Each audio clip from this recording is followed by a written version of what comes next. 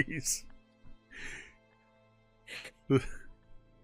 Your fault, Cari. All right. I know. You're welcome. I do what I can.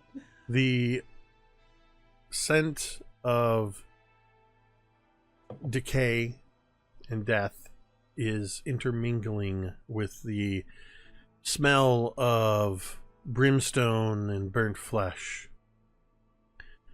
The smell of seared and spilled blood in the wake of the recent battles with the goblins, Glorkus, and then the Brimmerak that showed up. The goat-headed demon that had it up to here with you and tried to eliminate you, but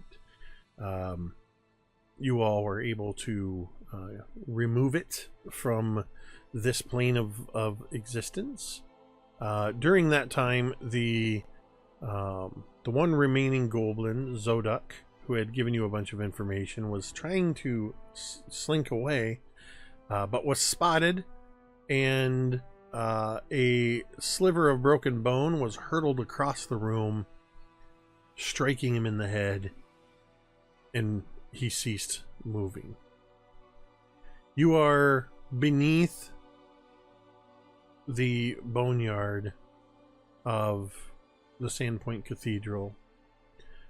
You rather quickly discovered this area of the Goblin Warrens, found where a goblin named Glorkus had been trying to appease the one-time goblin commander, who has apparently re-risen as some form of undead, Rip Nugget, trying to gain favor with him by waking up Nawalia's bones. All his trouble got him was a second death, and Lumi very quickly gathered up the bones and rushed them up to Father Xanthus, dropped them on his desk, and hurried back down so as not to miss too much of what was happening Lumi down has below. run so far during this campaign, just in general, really getting the old steps in. Yep. And also in the aftermath of the first fight, Natalin discovered a secret passage in the southeast corner that led deeper into the Goblin Warrens. You all now are... This is immediately after, I believe it was Millie who dispatched the Goblin Zoduk with a telekinetic hurling of a bone. What would you all like to do? Lumi looks up at Velynia. That thing spoke in Thessalonian. I know Thessalonian. At least it's not as rusty as light. Sometimes it is. You know that? Like, what did it say? It spoke in a tongue, an old tongue from, well, the empire that used to be here on this soil long, long ago. Well, it told me that it wanted me to die with hellfire on my ass, but that's beside the point. That's very specific. That means that it's been around here since the ancient Thessalonian Empire. Wow. And didn't you say something about how Zoduk said that they unearthed the demon? I mean, yes. I think that There's you said something down to that. here. Yeah. There must be something down here.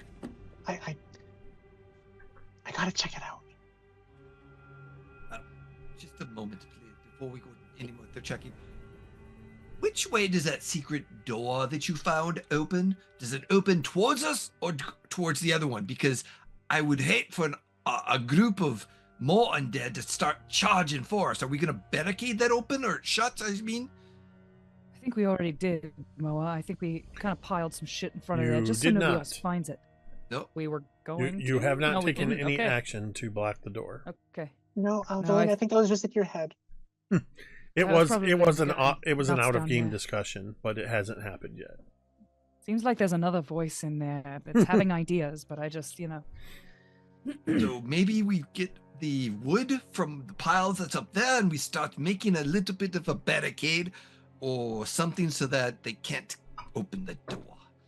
Sounds great, Moa. How about you get Well- started on that? I'm gonna. Thank you. And I turn back to Lumi and I'm like, I agree. I think we should probably check it out, but do you really think we should check it out now? And I kind of look over at Natalin Time is of the and essence. I look. I suppose. Moa, how damaged are you? If I had to put a number on it, It's my In the joke, you wi- motherfucker. Don't become In the Amy wi- Schumer on us here. you in joke the stealer. famous words of Cari, if I had to put a number on it, Thank you. I just need Uh, citation. That's all. no, by all means, I would say I'm about a fifth left. Left. Let me phrase that. I can't do math. That's 20%. Yeah, I'm about 20%. He's real hurt, real bad. Yeah, I'm really hurt. Are you? Oh, you're Okay. at 20%. Oh, Yeah, I'm at 20%. oh. So yeah. That's why I looked over at Moa and I looked back at Lumi. I'm like, I know time's that's of what- the essence. But that's why you Oh, see he's me hurt. drink a He's potion. way- oh. I can patch you Moa, up if you'd like. And Lumi will begin to scamper over onto you, Moa, and she's fumbling to get her medic kit out. Well, to patch as you I'm up. pulling out, you see me drinking a healing potion of lesser. That I'm like, it tastes awful. They didn't put the cherry flavor in it. Damn And, it. So it's like uh, Dayquil. Yeah, and I healed myself for 13 points as that portion goes away. But if you are quite welcome to keep healing me if you'd like, since I am definitely The way, down. just a reminder with the way treating wounds works in Pathfinder, unless you're using a magical way, or are you just treating wounds, Lumi? Lumi just has the normal using a healer's kit. Okay. Whatever it's called. So it'll take It 10 might minutes. be- I'm doing the treat wounds action, which I Yes. It believe is might like be 10-minute better action. for Lumi, or it might be better for Natalin to do it because she's got the feat that makes it so you can do it more than once an hour. So do I. Oh, well, there you Oh. go. My, Yeah. my God point Damn. my point is it's going to take 10 minutes of healing, during which time you're not working on blockading the door. and I can Moa's help like, you nope. blockade I'm- the door. Yep. So once the door's blockade, you're free to heal me up. But until then, Moa's like gonna And blockade. I'm not going to make you make any rolls. The door opens inward towards you, so you're able to create bracers that would keep that secret door from being pushed in from the other side. It's fairly straightforward, stacking some timbers and bracing the timbers and things like that, but it takes you about 10 minutes. So you guys are while Moa'Kee and anybody else that's helping is doing that's 10 minutes. Then whoever's healing Moa'Kee, so that's another 10 minutes, which would be Lumi. So what's Natalin and Millie doing during this time? So after the first 10 minutes has passed, and then Lumi's going to start to try to treat the wounds, Natalin will just go over to aid, but basically as soon as she just touches Moa'Kee, he'll get some healing as well. So in addition to whatever Lumi's doing, so basically like enhances Lumi's, we're going to say that. I help enhance Lumi's ability to heal, but it's just my thing. So I'll roll that for you.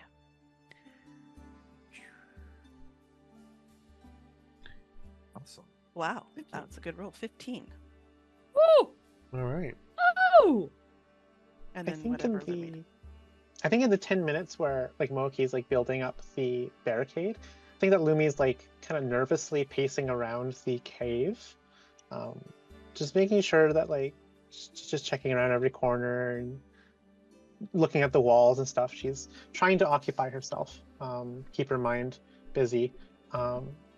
Do Well, Ultimately, Lumi, sorry. do you venture up into the northwest corridor at all? I would not, go. I would not go up to here. She's staying away from the corpses. She does not like the corpses. So you're not going to go up in this area, or even No, past, God, no. She would not even pass past the. the She would not corpses. pass the corpses. Well, just as a reminder, because they're invisible, but where the Brimmerak corpse is, there's also 6 dead goblins. Yeah. So I think she'll definitely hang out in this bottom southern section, but she will wander over to the Brimmerak. It puffed into like smoke and brimstone and stuff, right? Pretty much, yeah. Yeah, I think she'll go up to where it vanished and like kneel down on the ground and like draw her like claw through like the sulfur on the ground where it like got obliterated, and she's gonna try and like figure out whatever she can about why a Brimmerak demon would be here and for how long, etc. Attempting to do like a recall knowledge check or investigation roll to figure something out about this. Okay. If that's okay with you. Yeah. Hell yeah. Sweet.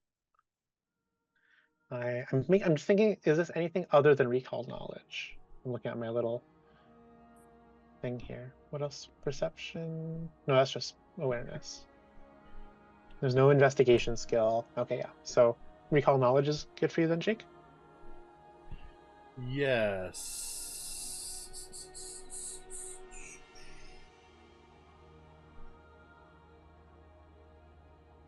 Okay. It's going to be a 5 on the die for a total of 17. She's racking her brain, trying to remember whatever she can about Brimmerak demons, about ancient Thassalon, and trying to like find some kind of union between the two of them. My question is, I guess, like, how is this thing here? Like, what could have bound this demon to this place? So, with that roll of 17, I'm going to give you 2 pieces of information. One is actually just a reminder, or you remember something that the demon said when you heard it screaming before it hurled the fireball. That it said something to the effect of having 10,000 years of silence interrupted, which gives you a hint that this demon at least dates back to Old Thassalon. I'm glad you pointed that out, Jake, because I thought you were just making a joke like from Disney's Aladdin. Like 10,000 years will give you such a crick in the neck. I thought that's what you were going for. So 10,000 years is the timeline for when Starfall happened, which you should remember, Cari, is you've had a character interact with a demon from Old Thassalon. Oh yeah. Velynia hasn't, but yeah. So yeah, 10,000 years. I think I made that joke with your demon, if I remember correctly. Could be. Could be. So that's the one thing you remember. The only other thing you can really recall is that demons themselves are selfish, self-absorbed, and they believe that mortal beings are they're unimportant. They believe that they are only pretending to be more virtuous than fiends are. And they like proving this by constantly trying to tempt them into damning acts. Beyond that, you're not entirely sure from looking at what remains of this demon. But you do know that there was an opening through the chamber that was cleared that leads to where that area of the demon was exposed. Yeah, Lumi hasn't actually seen that part, but she was able to probably see through the barricade itself. Yeah, you can see through what was the barricade, and you can see the opening. You can basically, it's kind of like, oh yeah, there's an opening there, but I don't know what's there. Yeah. So that's what Lumi's doing in the 10 minutes while Moa assembles the barricade. All right. I am also helping with the barricade, Okay. but I'm not as strong. So I'm probably... Moa is doing the bulk of the work. Lumi's not going to do any help with the barricade. She's going to get in the way. She's too small for this. What about She'll like Lumi is have doing like brain work. Mama Millie? What are you doing to occupy yourself during this period of time? Oh, Millie's just walking around, shaking down the corpses that nobody wants to go near and whatnot, and making sure that we're not leaving any extra coins or jingles or anything like that on them. So these particular goblins were not the kind for collecting odd trinkets and whatnot. Just checking something. Yeah, these particular ones, you basically, Glurkus was the only one that had anything of note on him, and you guys collected all of that stuff. These other goblins are empty pocketed. Or some of them just don't have pocketses. Empty and or no pocketed. Eventually, the barricade is established. You've firmly secured the secret entrance from being breached, and healing has been doled out. What would you like to do? Okay. I think I would go over as like Velynia cuts out of working on this, kind of gives Moa'Kee like the whole okay, well it seems like you got it from here, and cuts out about probably 5 to 10 minutes before the barricade is actually finished. And she would go over to Lumi and she would just say, "So, what's your plan for going deeper into this hellhole?" Well, I was hoping that I wouldn't be going by myself. Well, so my plan, and she like starts like hunching over like onto the ground and like with her claw kind of drawing out the places. So we're here, and well, over here you see was where that barricade was, and that's where the fire demon, the Brimarack demon, was from. And well, if there's an opening there, maybe there's something over here. And that's where we have to go check out. What did the goblins here unearth? We have to know if there's something terrible, something with bound demons inside below Sandpoint itself. This is horrible news. We have to find a way to, well, we have to do something about it, or at least let Father know.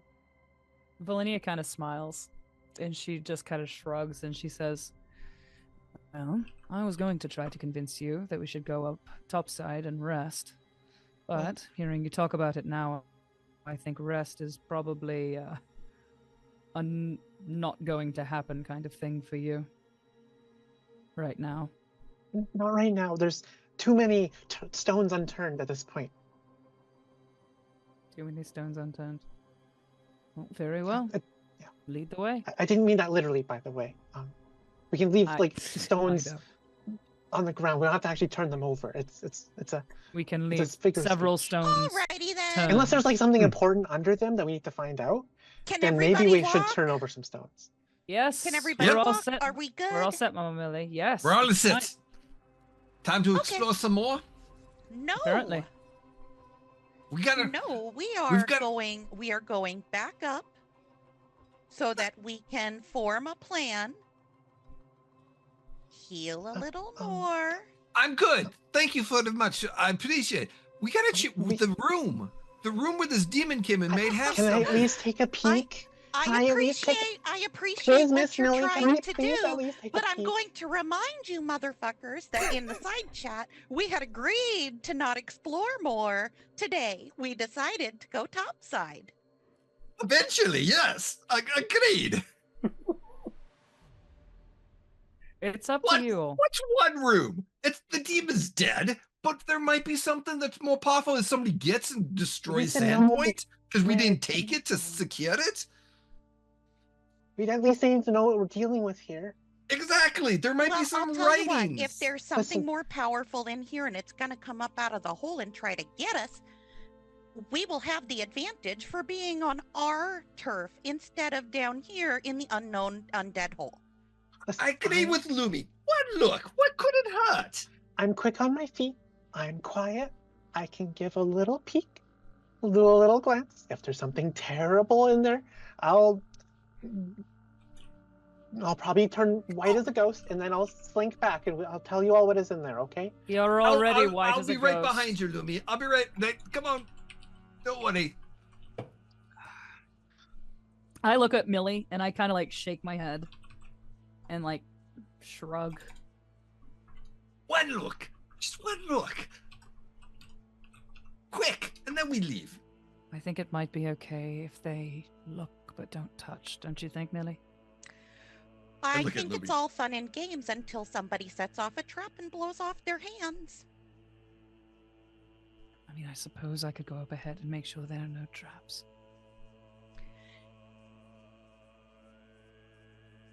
I've not blown off my hands yet. Still got 10 digits even. I don't agree with this. God bless. Thank you, Millie. I'll buy you dinner. How about that? Oh, Velynia goes ahead and looks for traps. All right, so where are you going, Velynia? Oh, crap. I forgot to open Owlbear Radio. Shit. Well, I go up to wherever we have I would look at Lumi and I'd be like, all right, well, where do we go? Where do you want to go? And then I can go ahead and look for traps. I am happy that you're coming with us to check this out. I think that you should stick back just a little bit, so that when there's something nasty coming at us, you can be there to stop it. And There's if there going to isn't be something anything nasty coming at us. No. There's nothing bad's gonna happen, especially if Moa stays back. I'm right next to you. Don't worry. I'm good. right here. Be quiet. All right. Well, okay. All right. Well. And so Velynia wants to like go just a little bit up ahead here. And look Lumi for will traps. follow. Lumi will follow, also being super stealthy. And I will be right behind Lumi, being quiet. Oh, I said don't move. Let's all line up. Let's all line up in a line. I gotta pee. Okay. So Natalin I think, and Millie are like staying all the way over in the other room. Yeah, Natalin at this point is just like always the case. But we're going to be basically guarding the barricaded door. I don't want to be snuck up behind by ghouly nasties. Yeah, So I'm gonna. It should be fine, right? Because you guys aren't going to get into any trouble. So good luck with that. Okay, what do I roll for checking for traps? So this is what's called, you're using the search activity. Okay. So What does that mean? you will be using your perception check. Great. And basically, when it comes to traps and hazards, you are using your perception against the trap's stealth DC, basically. Incredible. As I understand I got a it. 12. 12 to check for traps. Okay, so what are you checking specifically? I'm just looking around for tripwires, dart holes, like any like of the common temple cave Indiana Jones traps, please. Any primed spike pendula, So fungi snake pits, you know, of the classics. One of the things about searching is it's kind of up to the GM to determine how long it takes and how comprehensive. I think it's sort of between the GM and the players. In this case, we're going to say that this applies to this whole transition into this first room and up to and including the hole that was breached into the chamber where the demon was. You search around and you see that any damage that was caused is all scorch marks originating from where the demon was. It was using its fire breathing ability or throwing fireballs. This room is just like the others. It was just a dugout chamber that the goblins were searching and that they had started to dig westward in their attempt to dig under the cathedral. So you can get all the way up to where that hole is, trap free, and take a peek into that room. So there's a little peek. You looking into that room, you see just on the other side of where the hole is, you see that there is a low stone altar made of marble. The top of the altar holds a silver bowl with a slender bladed knife balanced atop its rim. Its point is aimed toward the west. Within this room, a fire is burning within a 7-pointed star carved in the ceiling, casting light that fills the area with a flickering radiance. One more thing. Let me check. Can I make a very quick assumption? Is Lumi going towards it just a little bit at a time, just like fucking Vi is making her move right now? Lumi's just like getting a peek of what the room is. She's not going to go in the room. She's not inching towards it outside of her No, own God, power. no. Okay, good. So if it makes you feel better, about to snatch the back of her fucking tunic, and we're. If it makes you feel any better, Lumi cannot fit through the hole. Good. 2 wooden doors sit in the southwest corner of the room. And that's it. So you've got the altar with the silver bowl with a dagger sitting on it, point facing westward. And in the ceiling is a 7-pointed star that is by the light of the 7. It has the look of an ancient holy symbol. I'll say that much. And light emanates from it. Would it be Thessalonian by chance? You can certainly use your recall knowledge to try to determine what you can about it. Okay. I would even though she's not inching towards, I would grab Lumi kind of like by the meat between her like neck and her shoulder. I'd be like, "You've got your look. Are you happy now?" She like does a few more glances around. She's looking at the stonework of the room. She's looking at anything hidden on the door. She's looking for any kind of hidden script anywhere. Just trying to get anything on the altar, what the knife is made of, all these like micro details she's committing to memory. And then she looks Lumi. up at you, Velynia. Yeah. Lumi, Let's head back. Lumi, And can you grab the bowl? No. God, no. No, Absolutely not. No, Moa. Lumi like shakes her head. I'm not touching anything. All right. You could reach in and grab the bowl. Don't. No. Just About saying. time she gets a hand chopped off, and I'm blaming you. I'm pointing at Moa. We It need to was go. just a suggestion. Yes, a stupid one, and she doesn't need that shit in her head. Moa, Fine. Moa with the 16 recall knowledge. You can't quite remember what the symbol is, but it's definitely Thessalonian.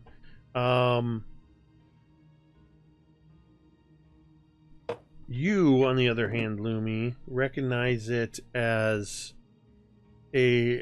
what's called a Sahedron, and it is a directly tied to Abraxas.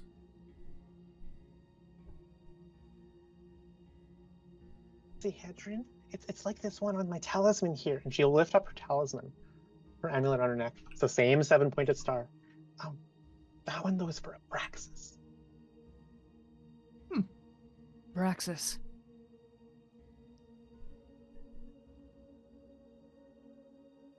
We shouldn't talk about this here. How about we walk and talk? Yes, I like that idea. And she Alrighty. scampers up. Pew!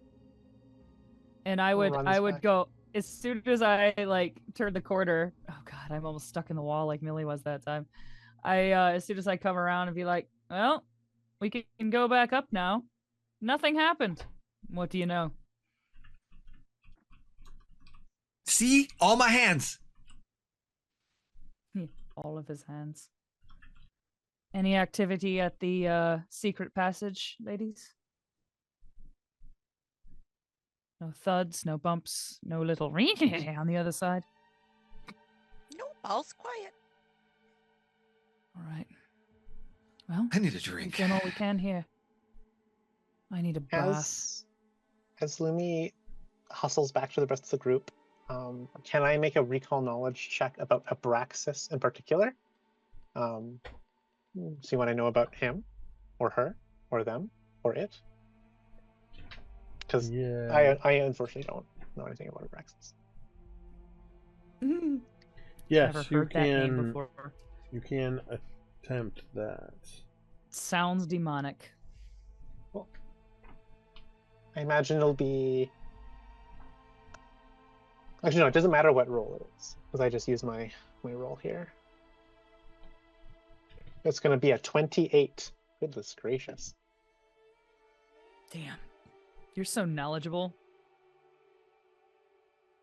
Oh, sorry, -2 because it's, sorry, 26. So many knowledges. It's only a 26, my bad. Terrible. So with that, you know that Abraxas is a demon lord, the master of the final incantation, the demon lord of forbidden lore, magic, and snakes. Ooh. Sounds friendly. Miss Millie, we checked out the little hole that the demon was shooting fire from before, and I was right. There's a whole complex down here of extremely old make back from ancient Thassalon, thousands of years old. There was an altar and a bowl with a knife, and there's the 7-pointed star of the Sahedron, dedicated to Abraxas, the demon lord of the final incantation, forbidden magic, and snakes.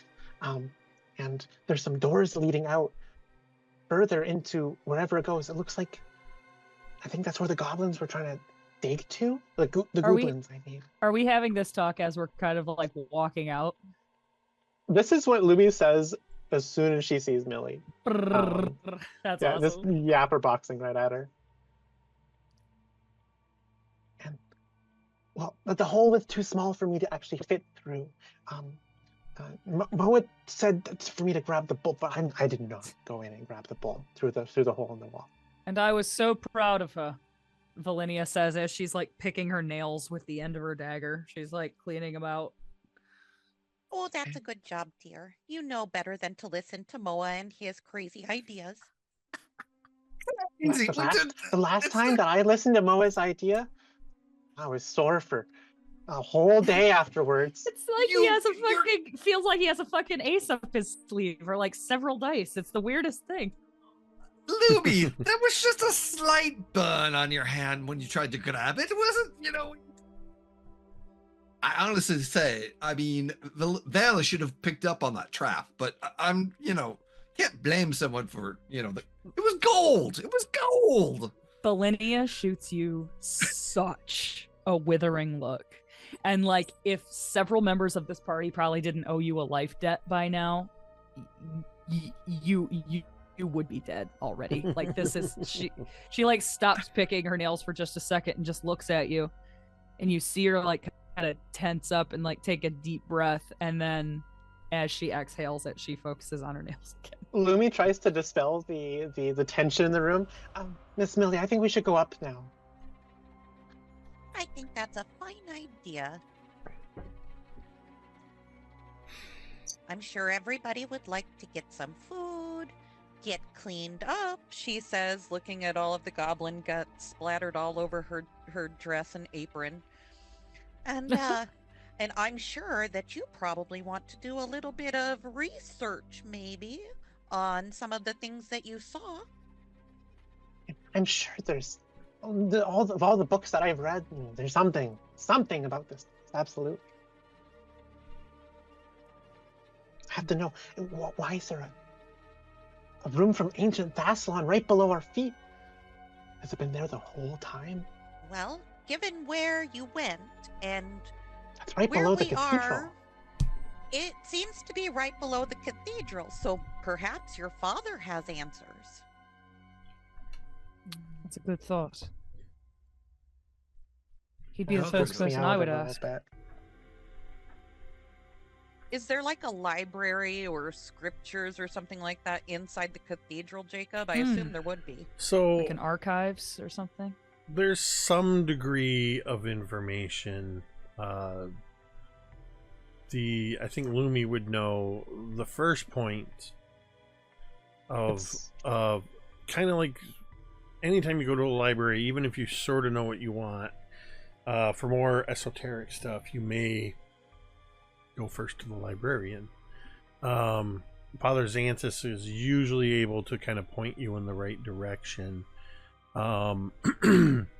There are additional sources in town for gathering knowledge, such as the House of Bluestones has quite an extensive library.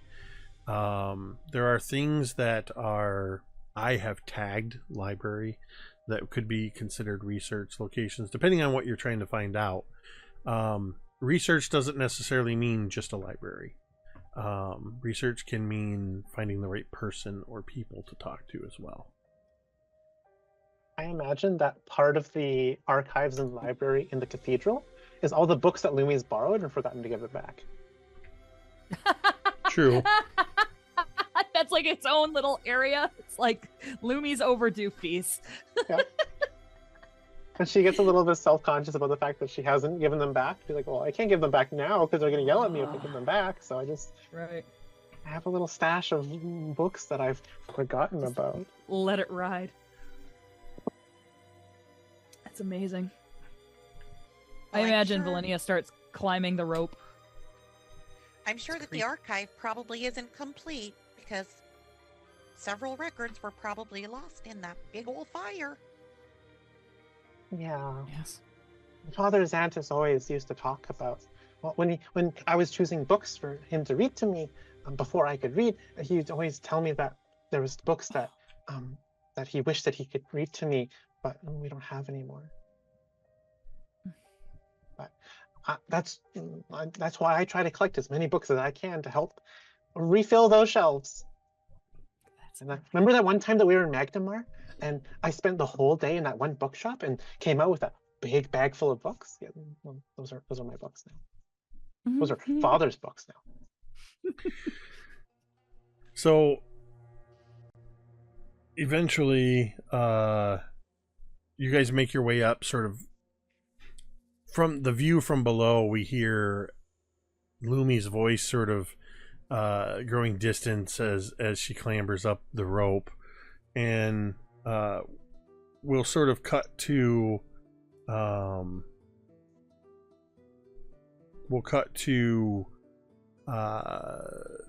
the cathedral, the boneyard itself, and into the cathedral.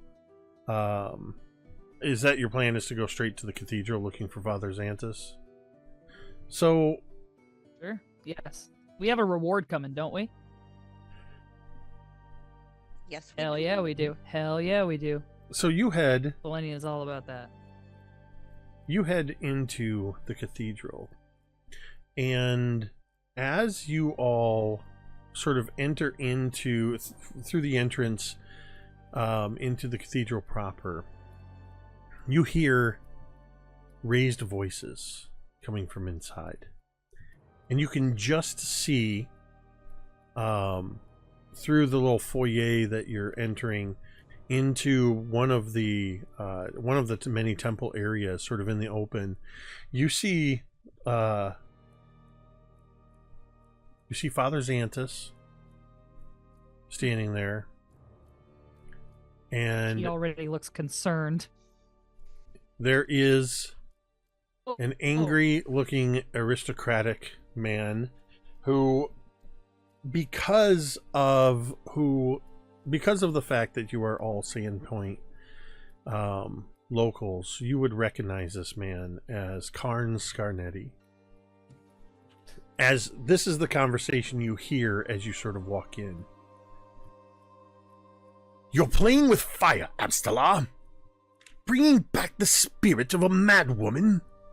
That's not faith. It's folly. Sandpoint's had enough of her. Let the past stay buried. I understand your concerns, Khan. But this isn't about dredging up old wounds. It's about truth. Understanding. Closure. Closure? You think the people she burned, the lives she ruined, are looking for closure? No. They want her to stay gone. And you, parading around like some holy man above consequence, think you can just summon the dead without repercussions? This ritual is meant to bring peace, not more suffering. I would hope you, of all people, could see the value in that. What I see is a man too blinded by his own self-righteousness to know when to stop. If this goes wrong, you will be the one they blame. And some of us won't lift a finger to stop it. Are we all like together turns, and close yes, enough to hear this? You all hear Ooh. this. He turns at that moment, sort of sensing, he kind of does a little bit of a double take. He turns, sees all of you, and you just see him go, perfect. More fools rushing into things they don't understand. He brushes past all of you. Probably, I think one of the closest ones in height, I'm going to say, is probably Velynia, maybe a little bit shorter than him, as he sort of shoulders past you, maybe trying to get a little bit of a more forceful than he should. He turns as he passes you. You'll regret this. You'll all regret this. And he sort of pulls his robes around him as he storms off, leaving the cathedral. Father Xantus follows him as he follows, his gaze follows him out as he turns to all of you. And his eyes sort of alight on Lumi in particular. I am Father, are sorry all right? you had to see that. You had to hear that. It seems somehow word is getting out about what I plan to do.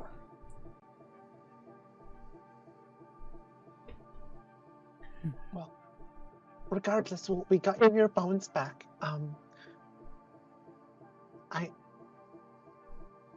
Is there anything else that you needed for this? I also wanted to talk to you about some things that we discovered down there. I know that I didn't really say anything beyond the little note that I left behind when I scampered back down underneath the boneyard. But is this a good time to talk? Are we in a good place? Before we get too deep into conversation here, I believe we are owed some modicum of payment. He produces a bit of a wry smile towards you, Velynia. Always pragmatic. I can appreciate that. I mean, I can be a conversationalist, but I prefer to be so after I'm pragmatic. Yes. Come along. And he motions you all as he sort of leads the way, shuffling through towards his study. You pass through one of the main sanctuaries, down a side corridor to a place quite familiar to you, Lumi. Father Xantus has a surprising, for a man who comes across often as being very minimalist and not one for grandeur himself. His study is quite a large room, mostly to accommodate the vast shelves of books, the vast collection of books and scrolls.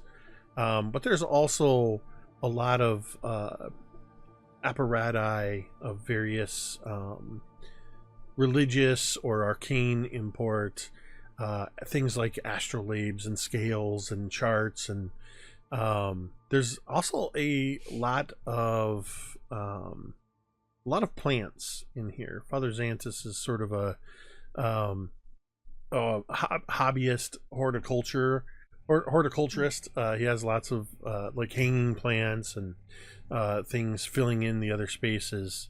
And he has plenty of seating in here. He's used to entertaining and having business meetings in here.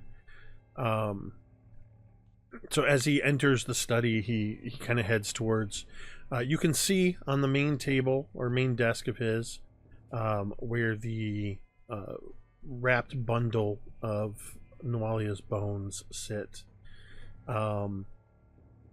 He heads over to the desk and kind of reaches down into a lower cupboard, as he's leaning down doing this. So, was it only the ghouls that you found down there? It didn't seem to take you very long. So we found, there's a lot of things we found down there. First off, we found some ghouls, and they were goblins. They were gooblins, we called them. And there were the bones on the altar in the one little side cave. And there was one gooblin. His name was Glorcus, and he was like a devout follower of Cabriri, I think is what he said in common before he got dispatched. But it turns out that the goblins were excavating. They're trying to dig further underneath the cathedral, trying to get underneath here or something. The goblins are they're following Rip Nugget, which that name means more to all of you than it does to me, because that was from before my time. But apparently Rip Nugget, or someone using his name, is leading these goblins. There's also another side path that apparently leads to another wool warren below town, and also there's another place where the goblins were excavating behind the barricade, where there was the really burnt goblin. His name was Sodak, and that place, there was this terrifying demon that would shoot fire, but it was trapped inside this room with the stones, and the door was all like made the same way as like all the ancient Fastlon ruins, but it was way more intact, and because it's hidden beneath the earth. And there was an altar there, and there was like a bowl with a knife, and there was the 7-point the Sahedron. I think real quick, while Lumi, but then of course the demon teleported out of that chamber and go ahead. While Lumi, I'm so sorry. While Lumi is going off, Velynia has like the smallest smile on her face, and she kind of like looks over at Millie, and kind of like, she's happy that Lumi's happy, and clearly Lumi is happy. Lumi's just kind of like, actually Lumi is not too like, happy. smile. She's like almost like anxiety is filling the excited. beams. Yeah, just Millie, Oh god. Millie hands Lumi a water skin. Oh. Breathe for a second, darling. Breathe. Look. I think it might also be important. And then to the demon teleported out and it tried to shoot us with fire. Sorry, I interrupted you. Sorry, what were you saying? I just wanted to note, because I saw Xantus looked a little concerned, because he, like most people, believe that Rip Nugget is dead. It has come to our attention that Rip Nugget is now some brand of undead that is different than a ghoul. Yes, one of the undead flavors. I assume it's some kind of vengeful spirit or something like that, since Unfinished business. You know. one of the goblins had said that if you're big mad enough, that sometimes your spirit doesn't leave. You can see Lumi's like tapping her toe, like she's like trying to finish the story about the demon. Well, Go ahead, dear. She's quiet and seeing that Father Xantus might be. Tag her in, Millie. Tag her in.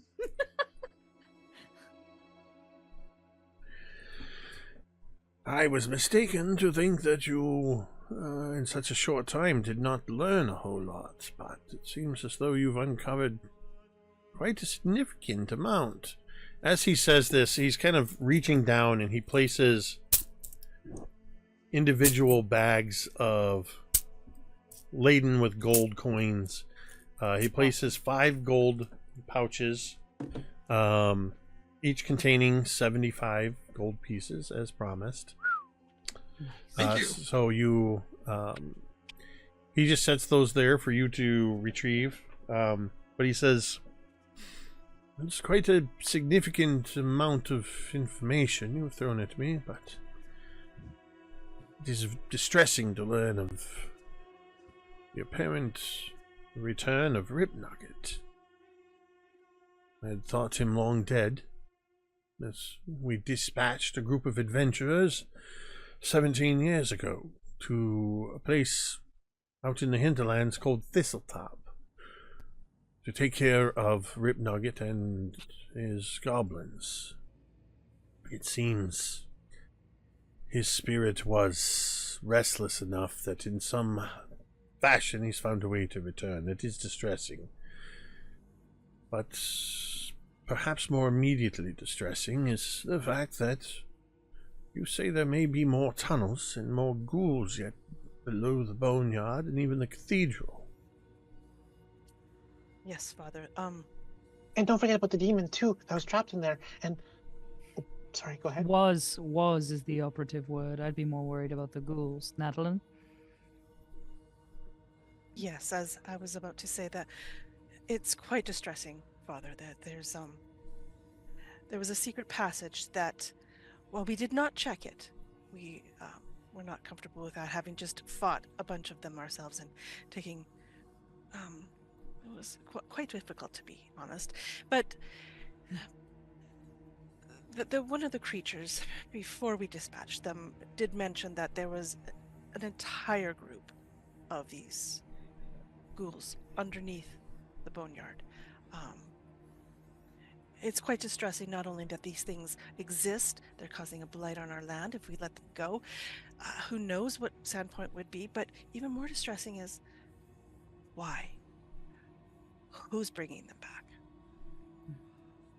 And our dearly departed said that there were 6 or 7 of them for each of us, which means there's at least 30 down there. A tribe and a half, it seems. We must take care of this problem. That's also assuming that they told us the truth, which we're not sure about. That's true. That's so true. we can take that information with a grain of salt. This is the same source that told us that Ripnugget Spirit was in charge, that they were looking for presumably some kind of weapon below the cathedral. Though the specifics of that died with their general. Oopsies. Sorry about that. And sorry, not sorry.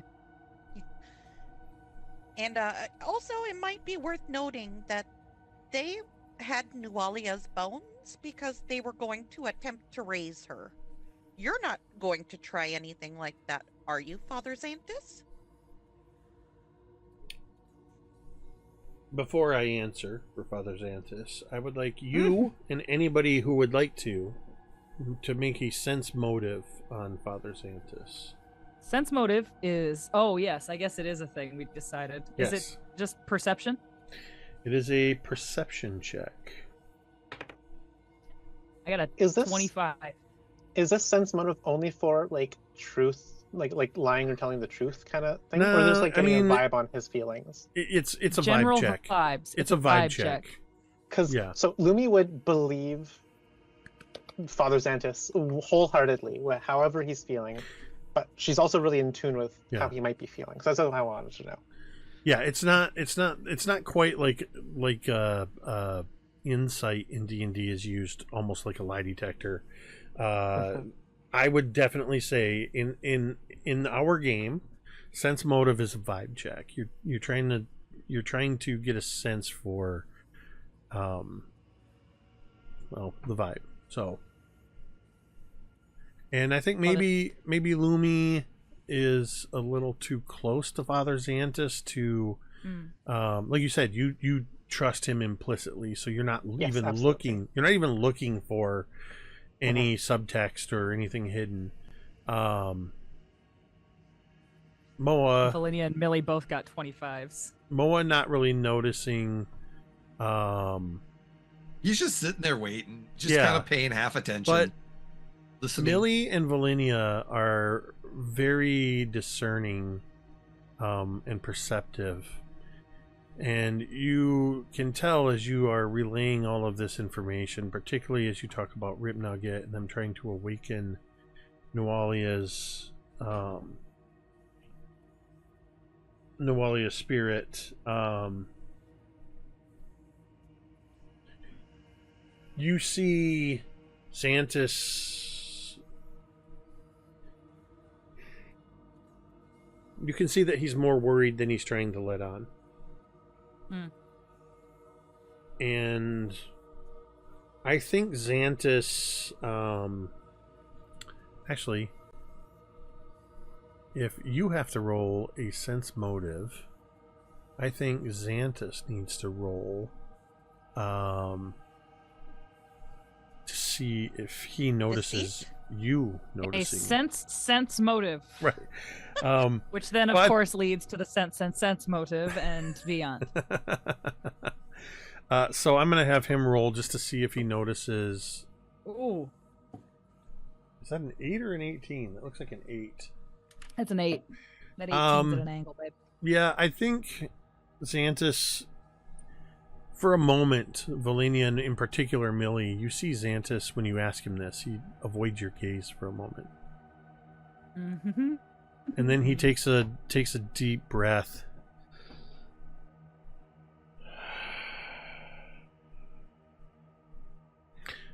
First of all, to answer your question, as I told you, it is not my intention to attempt to resurrect Nualia.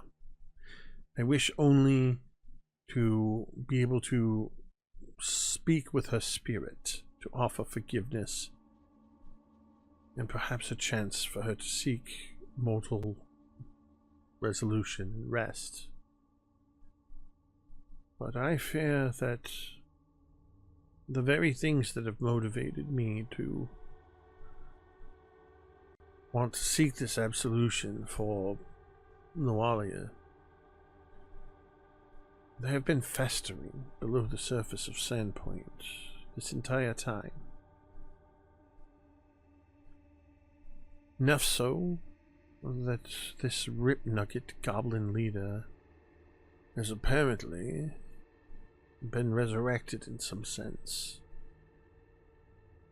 The goblins or ghouls beneath the boneyard are troubling, especially if they're in the numbers purported. And Millie, you are correct in assuming that there could be a degree of deceit on the part of the goblins. Even in death, I can't imagine they are the most honest of creatures. Nonetheless, Lumi, your fears of there being ties to ancient Thessalonia, some sort of weapon, well, that is troubling. You know, there are some that believe that the ruins over on the shore over there, the old light, were once some sort of ancient Thessalonian lighthouse. That's why it was given the name the Old Light. There are some who have studied ancient Thessalonia to quite, well, some would say an obsession, that have delved in a bit deeper on such things. Why, there's a whole organization here known as the Rune Watchers that keep an eye out for threats of old Thessalonia, technology and artifacts and things that could rise to the surface and cause problems. You know old Broderick Quink? Broderick Quink. He lives over on Tower Street, and I think by reputation, he is one of the.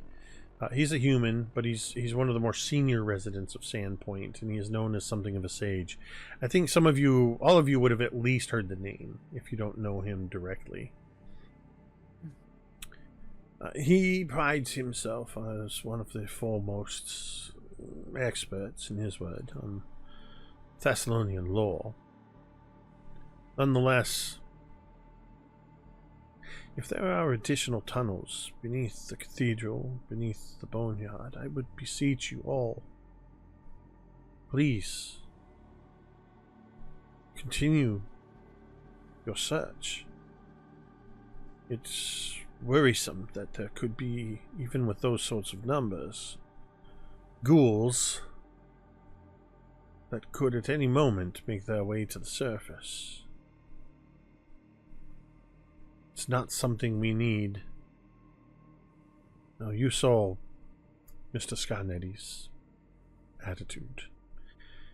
And if he's willing to come here and tell me off to my face, you can be sure there are others in town that share his sentiment. Father, not to be a miser, would there be some sort of commission for us going back down into the tunnels? Perhaps, doesn't have to be 75 gold, but perhaps 25, 30 gold to go back down and check out the ghoul warrens? How long have you lived here in Sandpoint, Velynia? It's been A little under a year. about a year. A little under. About 9 months. Do you call it your home? I suppose, for now. Have you made friends here in town, besides, well, myself and your immediate company? I wouldn't say friends. There are people I know here in town. If these threats go unchecked, the people that you call neighbors, the people you buy your drink from, buy your food from, well, the people who put a roof over your heads could become victims of these threats. Father, you're appealing to a conscience I don't believe I truly have. And I think you underestimate yourself. But if it is that important to you, as I've stated before, I will offer to you, all of you, whatever healing services I can. I've provided you with a number of potions, and from the Cathedral Restoration Fund, there is still some room to continue to fund further expeditions, if that's what you require.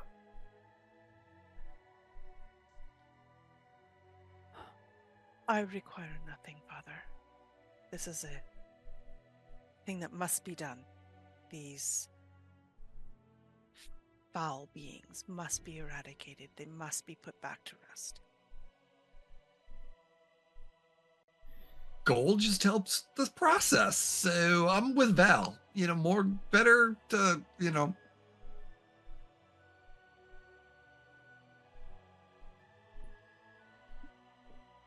That's fine. I do not judge you. I merely attempted to appeal to an aspect of your spirit that I think is there, though you would suppress it. Nonetheless, I do sincerely request that you, by whatever means you can, secure the threat of further incursions and find out what you can about the supposed ties to Thessalonia beneath the cathedral.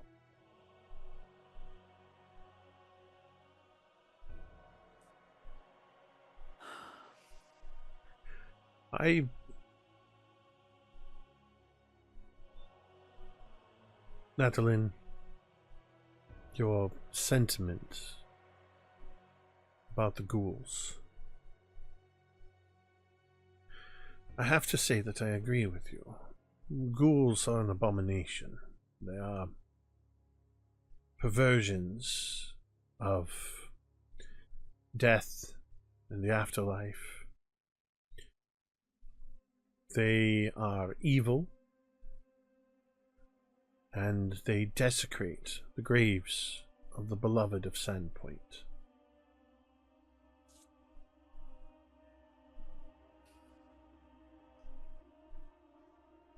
Well, that I can agree with.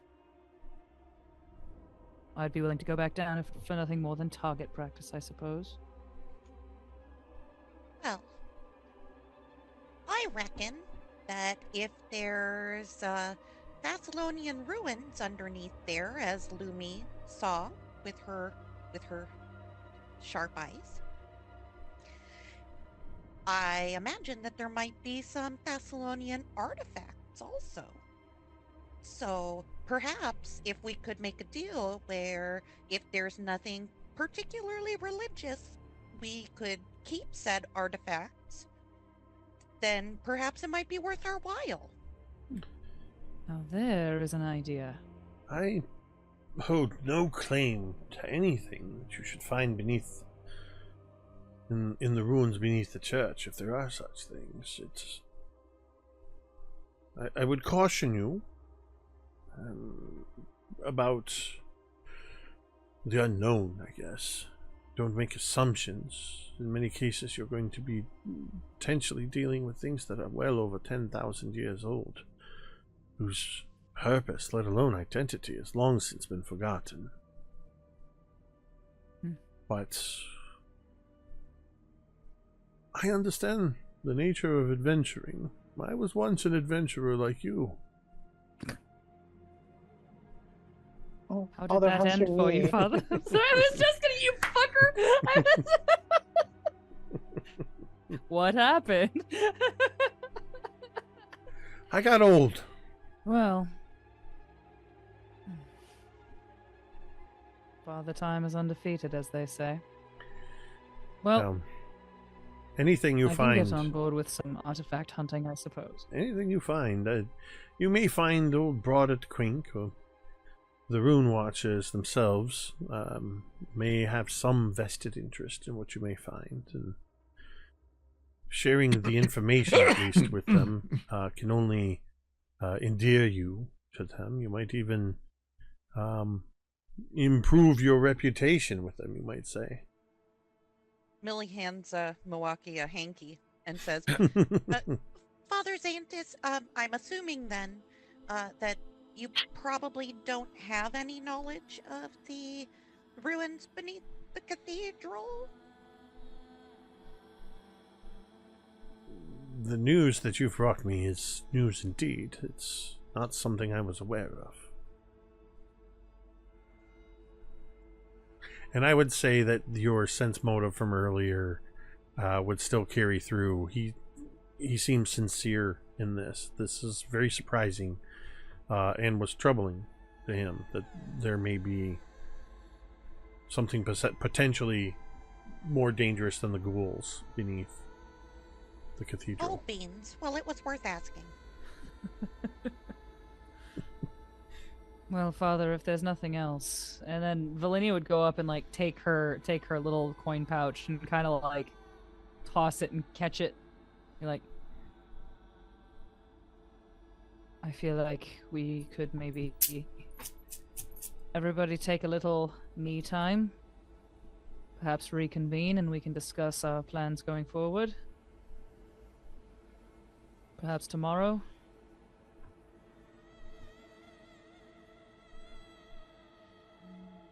I desperately need a bath, a nap, a good meal, and some time to myself. I wasn't going to say anything, but you all do look a frightful sight, and there is a rather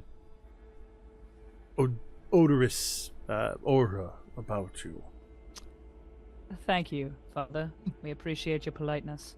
Oh, speaking of odorous, Millie hands Father Xantus the sack she's been carrying and says, could you arrange to have those contents burned, Father? What? It's a set of armor that was fashioned out of what looked like skins.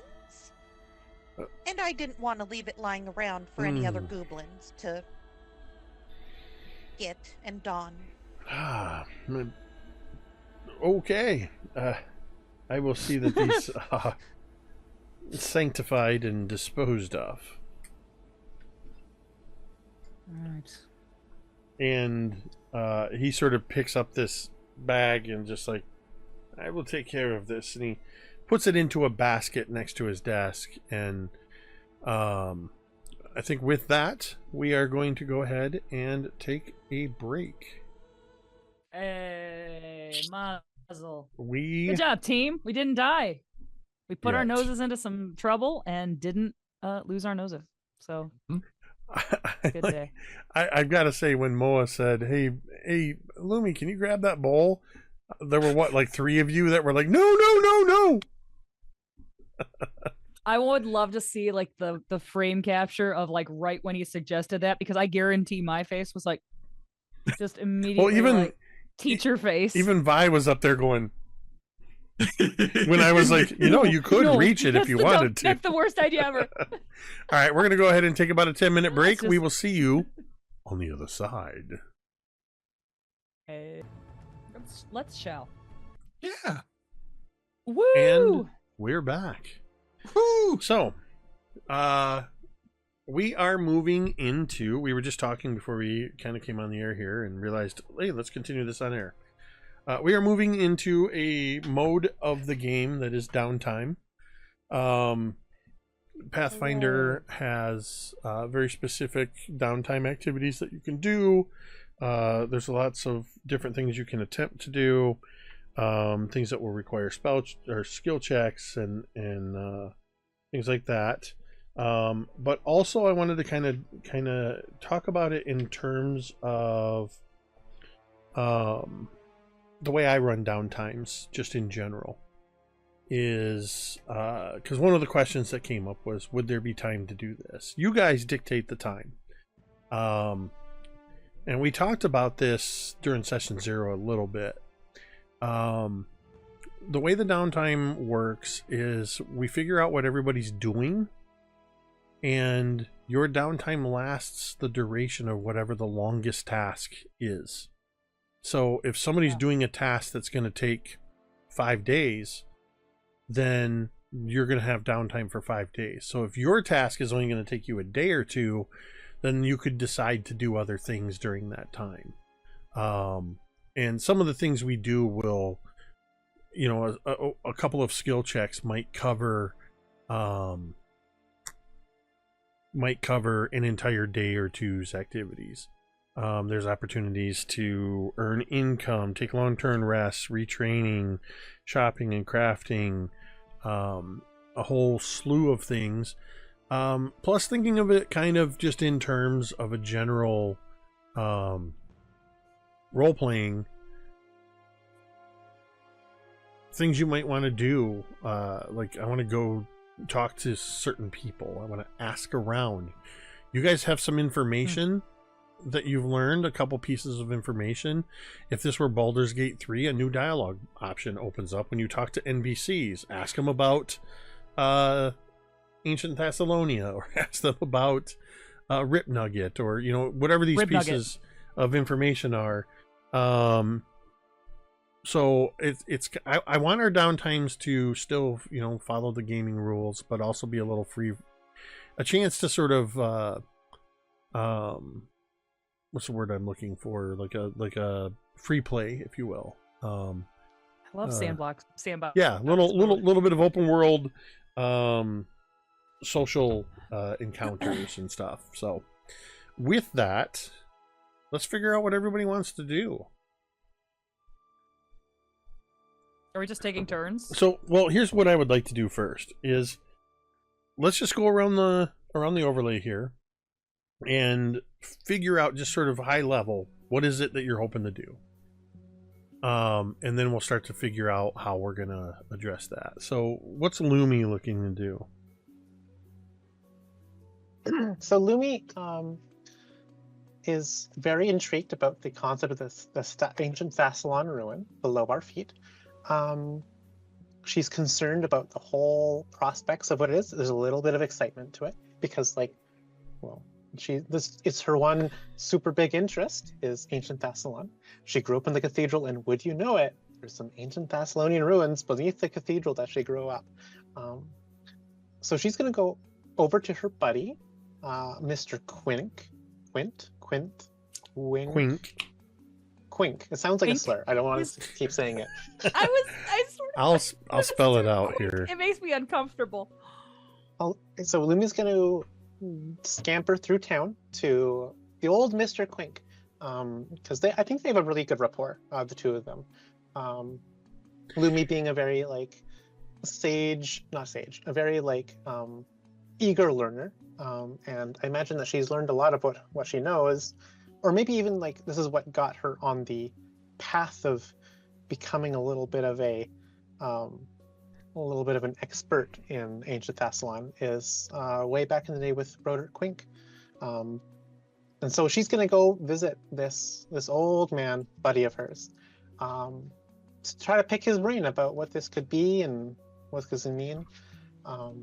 See what he knows, if he knows anything about this situation.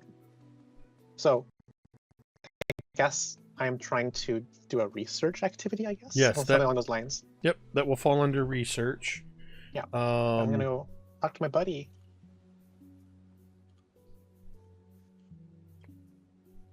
Okay, so that's what Lumi's going to do. What's Millie... No, Natalin, what are you planning to do?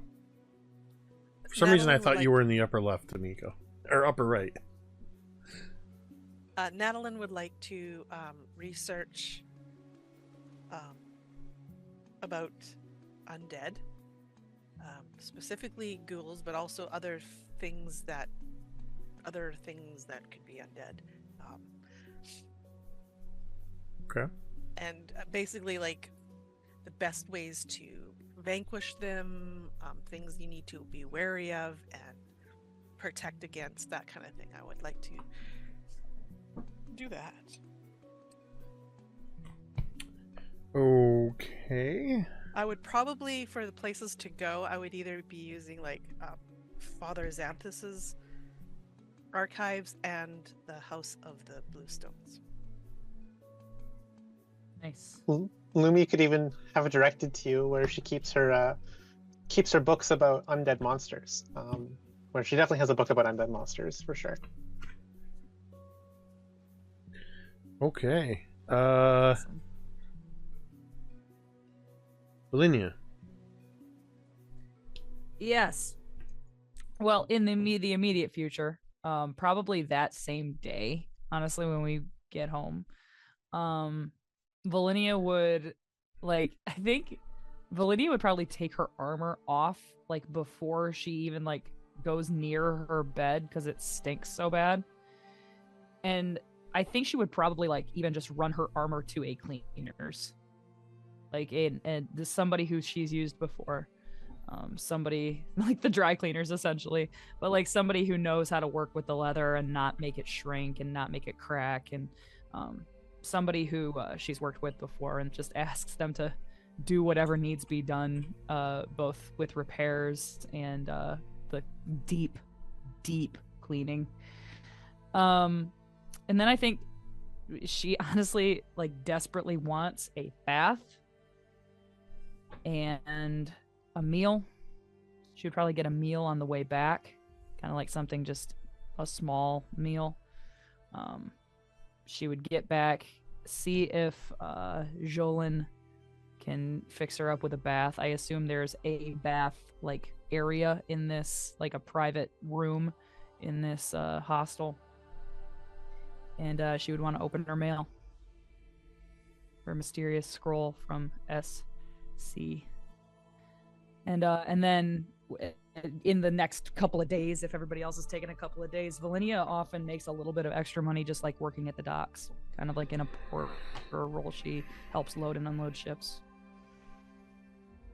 A good place to listen for like rumors and stories and secrets and stuff like that. Okay.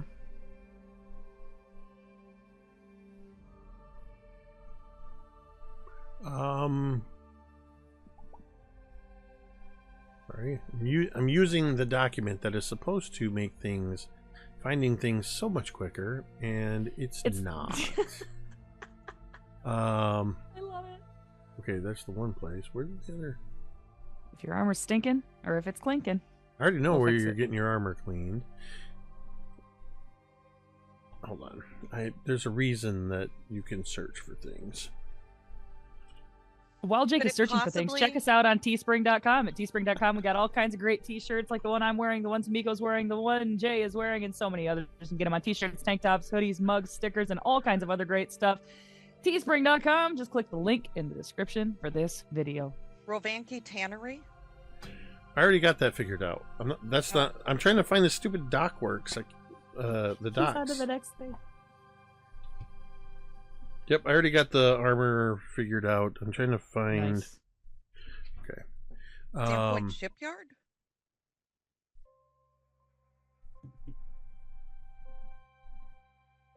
That's the only dock-related thing Yep. on here. The problem was I was thinking docks specifically, and there is zero mention of the word docks in here.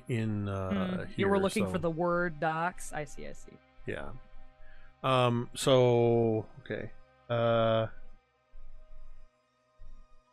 right, Mama Millie. Millie's going to go home, bathe, change, like everybody else, eat something. And my downtime activity is going to be using the gather information. Gather information downtime activity. Okay. So Millie is just going to be going around talking to a bunch of the old timers and whatnot to try to figure out if anybody has any information about things below Sandpoint, Rip Nugget, etc. And I have the hobnobber feat, so all of this is only going to take me an hour. Okay. Nice. That's awesome. I'm curious about something. So you, when you're not out gathering information or slaying goblins, you are Where do I live? White Deer. you hang out with the white deer. Well, I hang out at the White Deer and at the Rusty Dragon, but I'm living at the White Deer in exchange for I bake stuff and they let me stay there. So you kind of bake in exchange for room and board.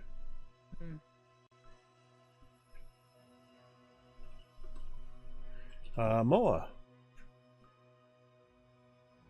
Moa literally leaves the cathedral, goes and picks up some supplies, and goes to set up his crafting.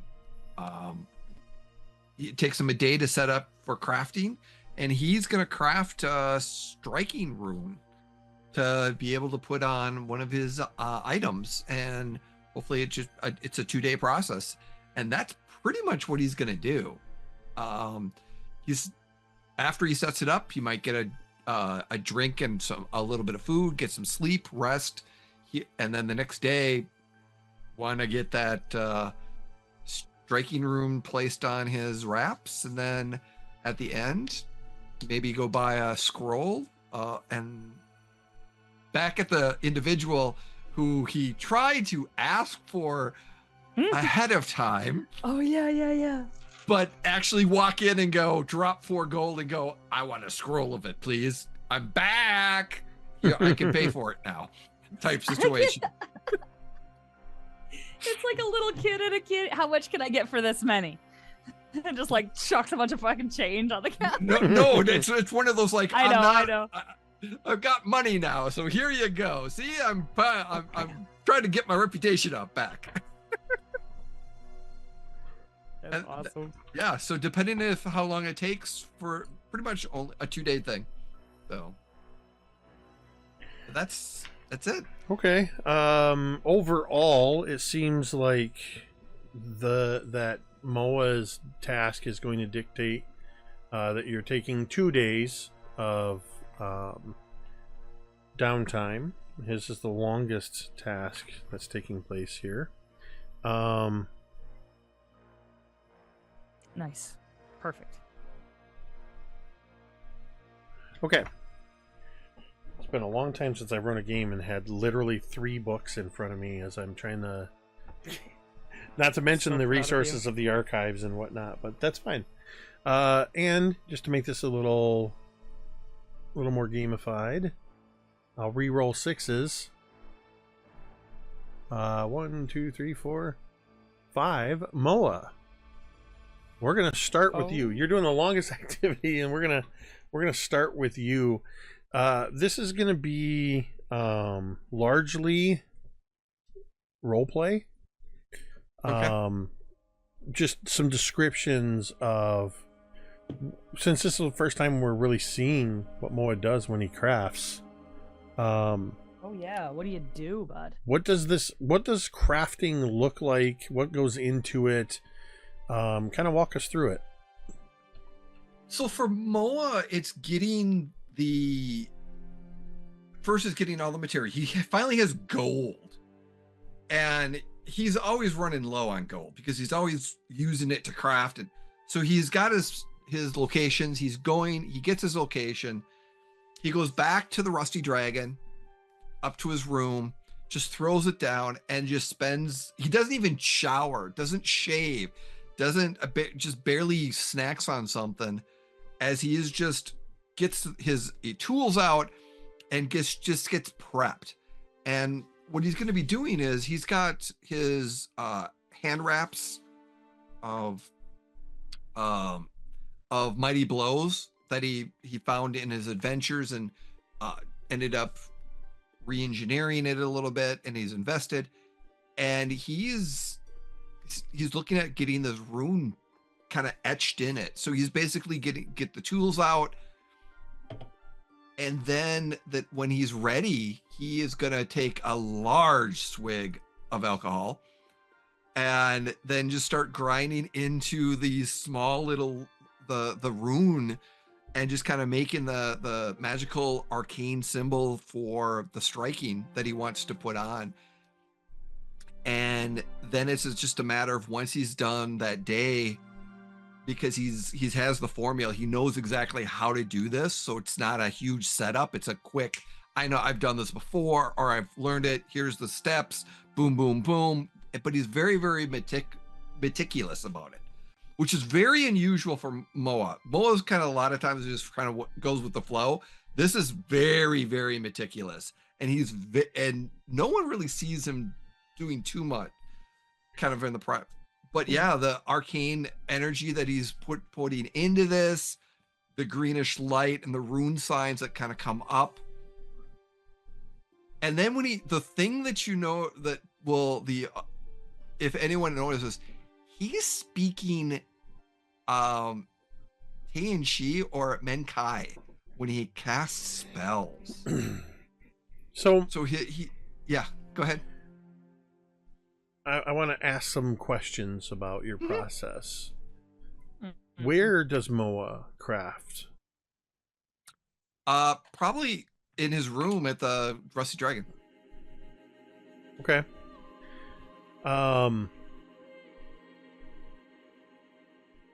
What kind of supplies did Moa need to gather for this? What? Probably there's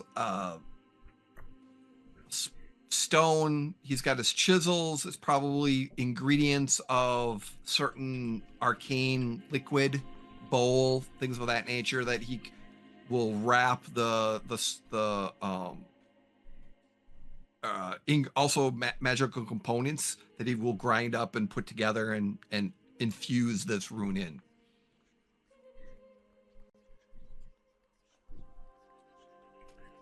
And That's the way I see it. What is it that you are applying the rune to? His arm wraps of mighty blows. So he's adding the striking rune, which is the +1 striking rune, to his wraps. So it's kind of taking his wraps and then in one of the sections of the wraps, adding this and infusing it into the wraps. What level is that? It's a 4th level. Okay.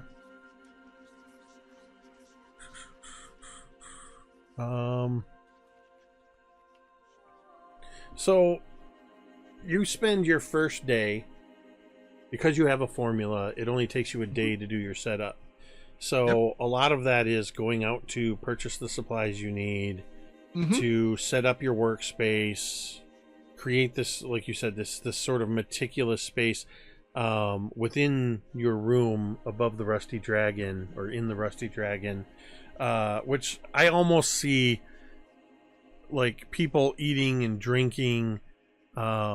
We follow Moa as you walk into the Rusty Dragon, and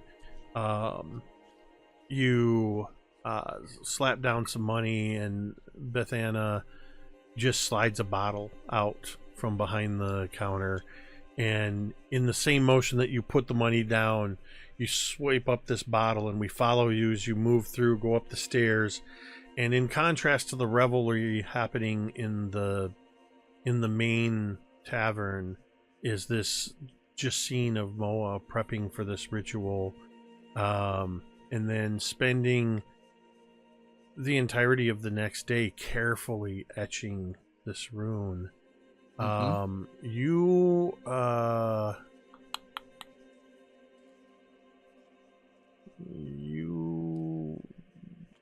trying to find the check that you're making.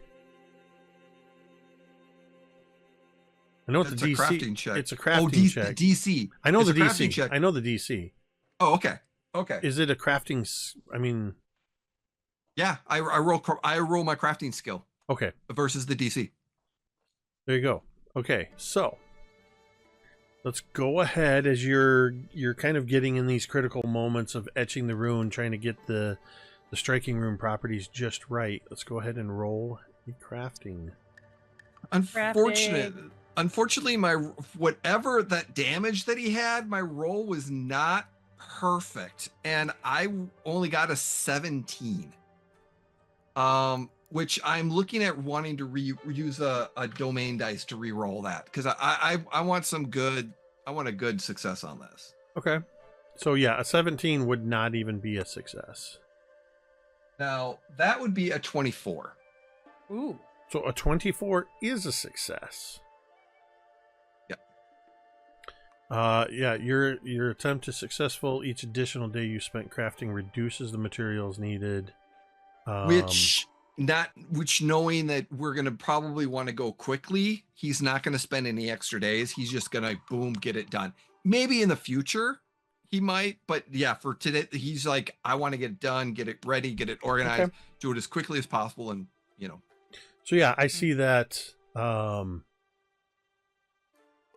Like I said, periodically while you're working, you're just carefully etching away at this, maybe wiping the sweat from your brow, or periodically reaching over, eschewing food for this bottle of booze that is fueling your progress. And at the end of the second day, you make the final mark, and you see that light as you utter the final words. You see the rune on these wraps just go. It's just a subtle, not even a sound, it's something you feel in the arcane forces, and then it just pulses for a moment and settles. There's maybe a little bit of almost like a sparkles, glitter, sparkly dust. Yeah, that just sort of. I even imagine there's this moment where it kind of goes, and down in the tavern we just see from the rafters a little bit of dust kind of goes, and maybe Beth Anna nice. just goes, and That's shakes her awesome. head. So that That's is great. going to be Moa's. So for the next group, we're going to roll a d4. Badass. That's going to be Natalin.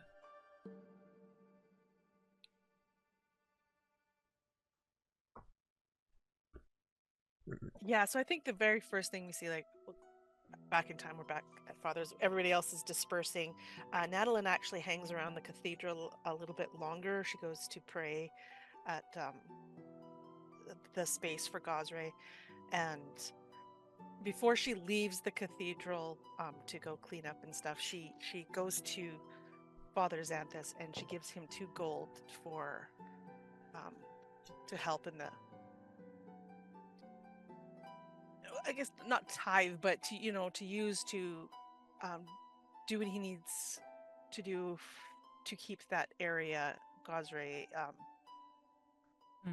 kept, and the proper incense and all that stuff. So she gives him that, and then we see her disappear back to the Rusty Dragon. She probably as she goes in, she'll kind of gives her mom a kiss on the cheek before she disappears, and we next see her cleaning her clothes, getting rid of all the stains, having those aired.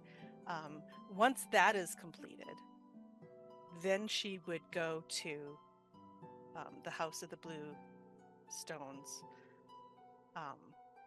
and visit, I forgot the name of the person, I'm sorry. Joe. It's just Joe. No last name. I know it. What's the number? Jabil, Do you know the number? Jabil, number 19. Jabil Sorn. Yes.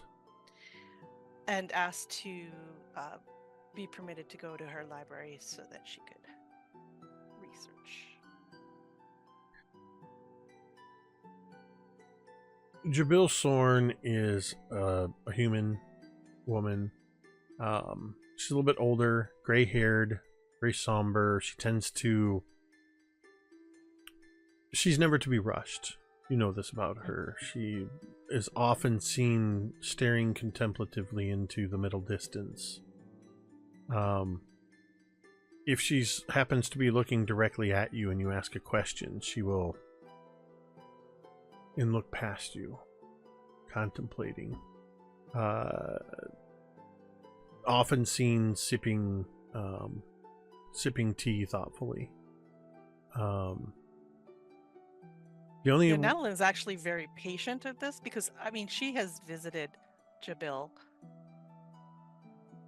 like countless times over the years. Like, this is her second home, really. Mm-hmm. So, yeah. So she would always just stand patiently and be waiting for Jabil. Yeah. And I think she tells you the same thing she tells you every time you want to delve into the books. All things in balance. She offers no further insight, no further explanation. It just sort of what she tells you before you hit the books. And I say the same thing probably to her every single time. Thank you from the bottom of my heart, ma'am. And would disappear into the shelves. So,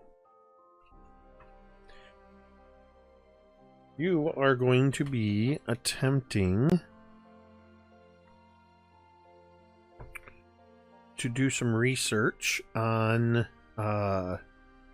undead, which you're going to be kind of, I imagine this is another sort of montage as we see you walking past the stacks of books, grabbing, looking for obscure titles on various types of undead. And I'm kind of picturing the passage of time as you walk past the stack,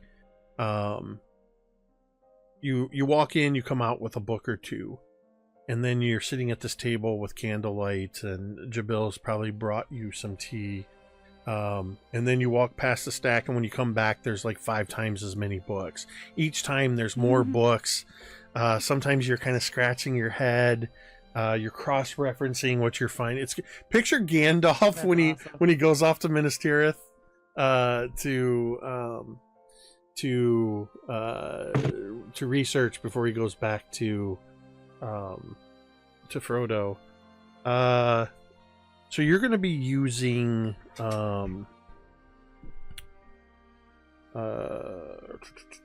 primarily religion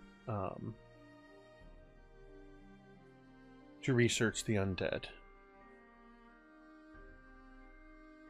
Okay. Oh, you could use occultism, or if you can make an argument for a different skill you might have.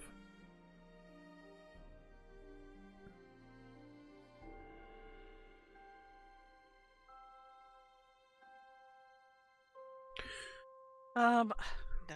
I mean, the only other thing I would think would be nature, because I'm trying to find the antithesis of nature, but religion works too. Okay. Oh, that did not roll. If you have, do you have anything like academia lore, or library Oh lore? gosh, no. Okay. So yeah, you'll be Nope. using religion primarily. Go ahead and make a check. I rolled an 18. Okay. I am not going to use a different dice because that is about as high as I'm going to get. So the way the Nice, way the so good. research the way the research subsystem works is, on a success you gain 1 research point. There's a number of research points unknown to you that different topics hold. I'm going to tell you just in general, I guess I said unknown to you, but it's sort of like there's caps. As you learn more stuff, you'll be able to dig deeper.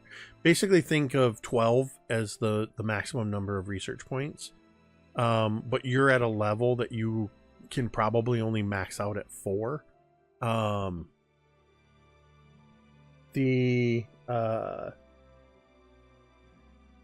And then with each point, the more points you get on a subject, the more you learn. So with a 17, you did succeed, and you do earn 1 research point. What kind of things are you looking for specifically right now? Specifically, I'm looking for things that, let's say, they're vulnerable to, and or the things that they can do to hurt us, like whether they cause like some sort of disease, or if we have to worry about the things that they're going to fight against us with, so I can prepare if I need to bring like an anti-poison, or like an antidote, or if I need to bring, I don't know, some special weapons or whatever. That's the kind of thing I'm looking for at this point, is just how do I hurt it, and how do I stop it from hurting me or people? The 2 most important questions. Let's go.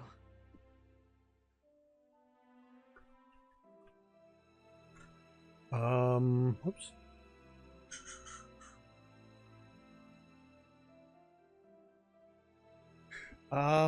So I think with that, just that 1 research point, what you're learning in dealing with undead is that this revelation is going to be sort of contradict what you've seen with the goblins.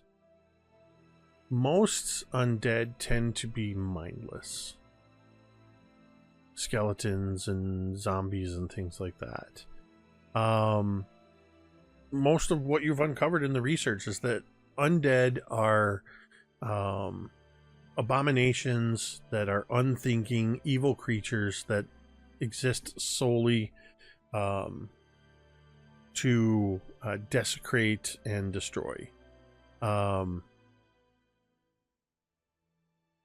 you've also learned that things, not so much with this success, you haven't really learned a lot about the kind of things that they can do, but you've learned some things that you cannot do to them. Undead, by their nature, are typically immune to death effects, poisons, and diseases.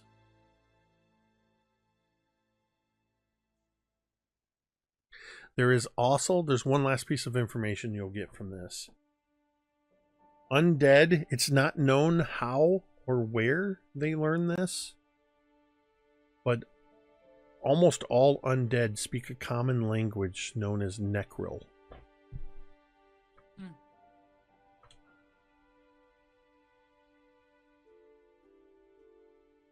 Since you have 2 days, you could attempt another check. Yeah. So I think I'm gonna kind of montage this a little bit. We go back. For part of the day, the next day, she helps out at the Rusty Dragon, maybe till like noon or whatever. She's, helping wait tables, cooking in the back. At one point, Bethana gives her a bowl of, say, porridge, just quick porridge, which she then takes up to Moa'Kee, who she knows is, hasn't made any movements out. She kind of knocks on the door, probably doesn't hear an answer. She'll sneak in, put the bowl down where he can see it, and then just kind of backs out of the room. She does hear him speak in Tien, so she actually understands you. Not that you may not know this at this point, but she does hear some of the words and she understands it. But she's not staying there to like spy on you or anything. Mm-hmm. And then she'll, closes the door quietly, leaves, at which point she then will go back and we will keep researching because I need to know more. Must know more. I get the feeling that she's done this before too. Oh, probably, yes. And so like the first time you did it, he like broke his concentration and he was just like, but now it's such an endearing thing that he accepts. So. I love it. I love it. The power of friendship. And if you will, I will roll that second roll. See if I get a good one. Even better. I got a 19. Ooh. Okay. One more thing that kills these fuckers. That is still a success. This time, this is more about recognizing patterns in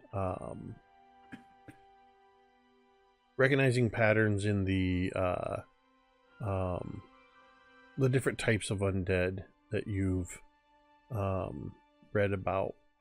1 second here.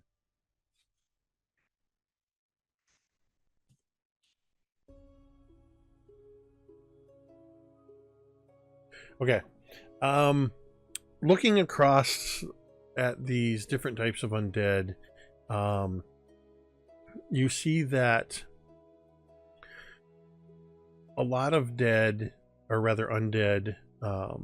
will take advantage of prey that has been recently killed and will gain strength from consuming their flesh.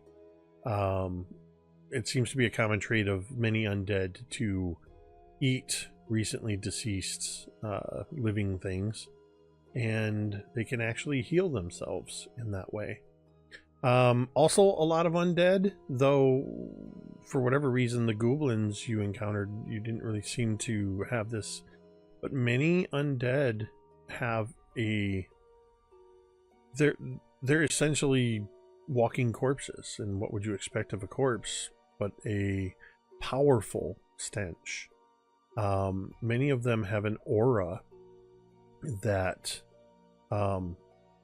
can actually sicken you if you get too close to them or spend too long next to them.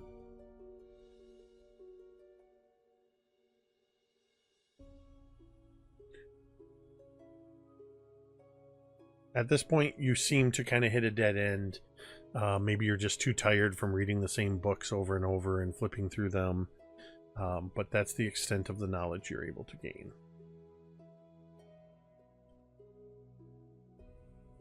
Yeah, and I think the last night, I mean, exhausted, she falls to sleep back in her bunk. Yeah, there's probably a slow movement of the camera past as we see Jobel walking in as the camera moves past the bookshelves, and we see Natalin head down, and Jobel just shuffles past and puts a blanket over your shoulders and takes the empty teacup away.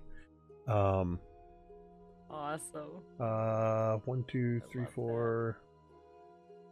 Millie. Hey. Hey, so I'm just walking around talking to old timers and stuff, trying to figure out if anybody has any information, rumors, etc. Is there anybody you're looking to No, talk to in particular? I don't have any inkling of anything. So this is all on you to figure out. Sorry. Talk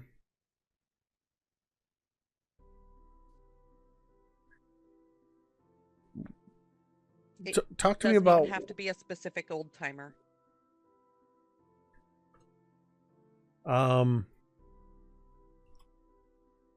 Would you actively go out looking for somebody, or would you look for an opportunity to talk to somebody that comes into the White Deer? Either or.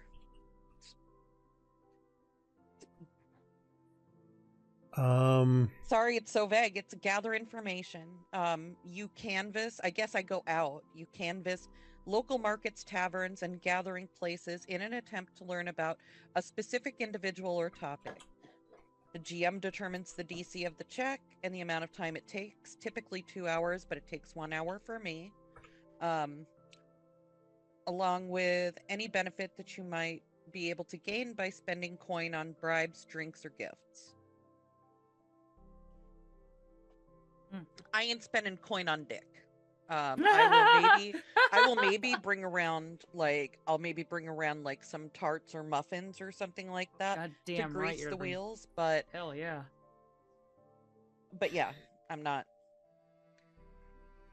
Okay. See, this is why I create ahead of time. I create tables of NPCs. Random old timer table. Well, I've learned to have different age groups. Okay, here's how this is going to work, Millie. As you're wandering around, you see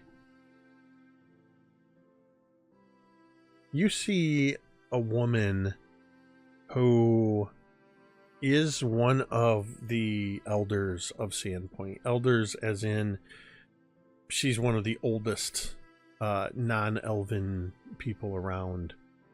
This woman is 87 years old.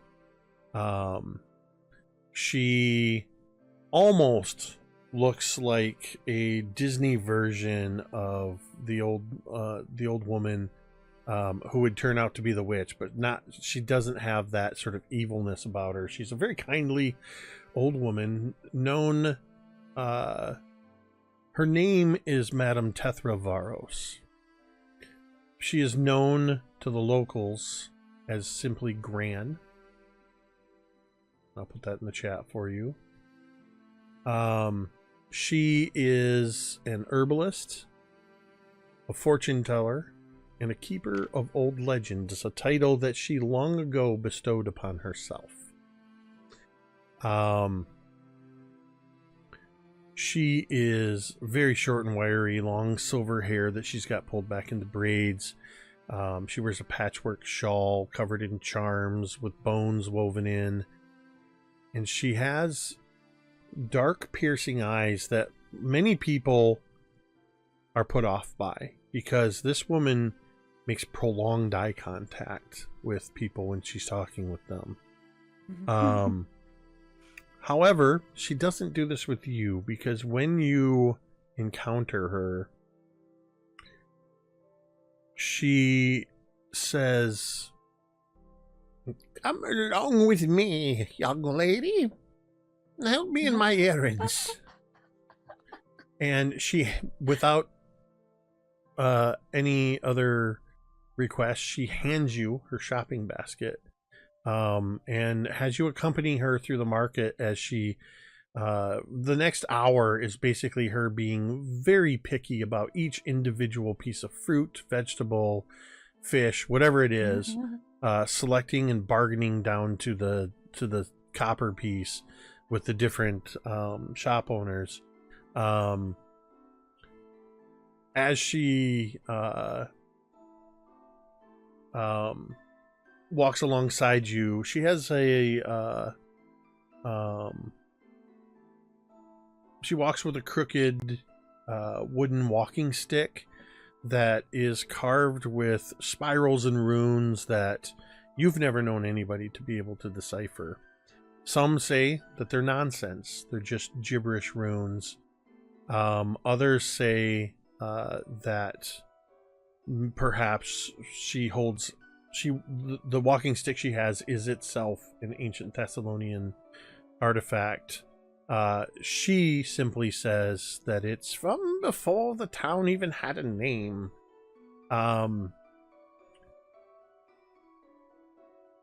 As you are just kind of questioning her the whole way, every question is answered with a meandering answer. She will tell you anecdotes about her time as a young girl, or surprisingly, she has a lot of stories about a former love interest.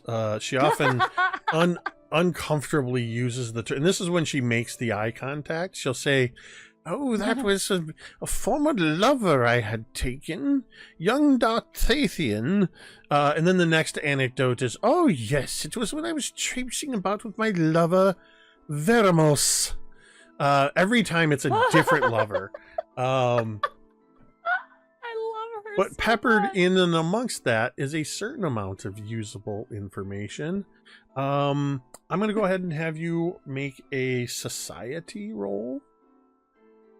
Or if you want to make an argument for a different check. Gather information. Is that it? Wait. Gather information's an actual thing. Oh, sorry. I was jumping to diplomacy. something. Yeah, sorry. I was jumping to something else. Okay.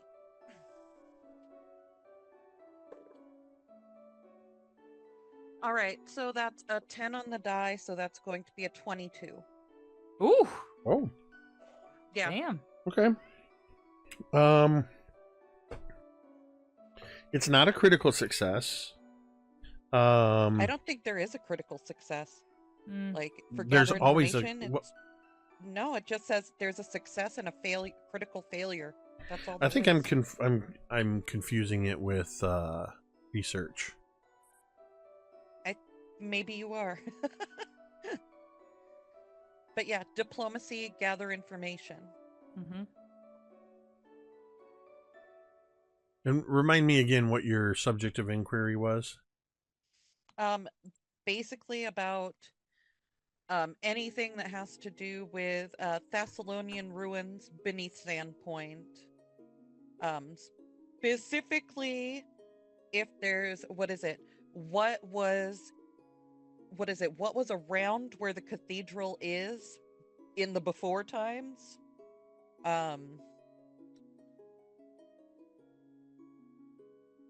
Okay. And anything about like goblins or Rip Nugget.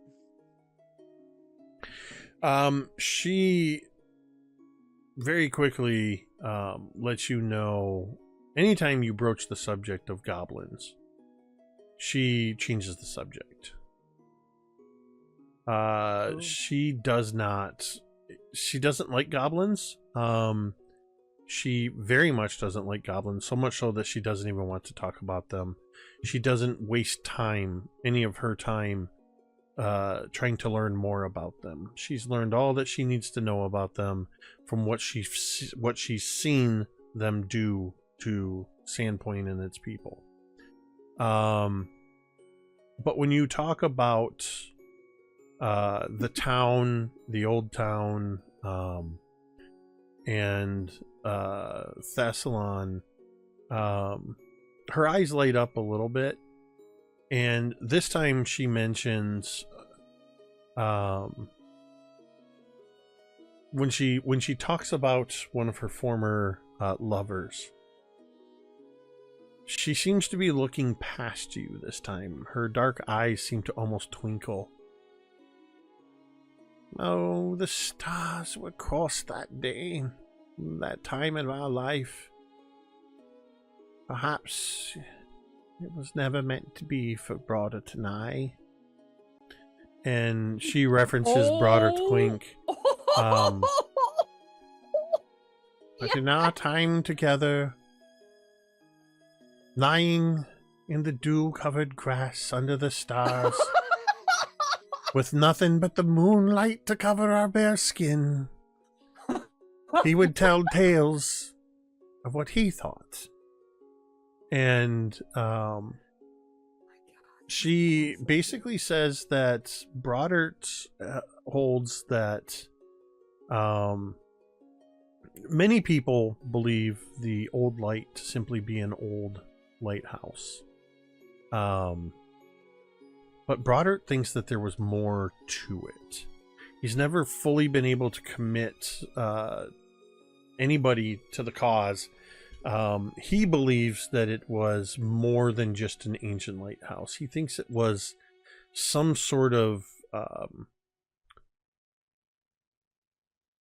I've lost the word I'm looking for, like a beacon to the gods themselves.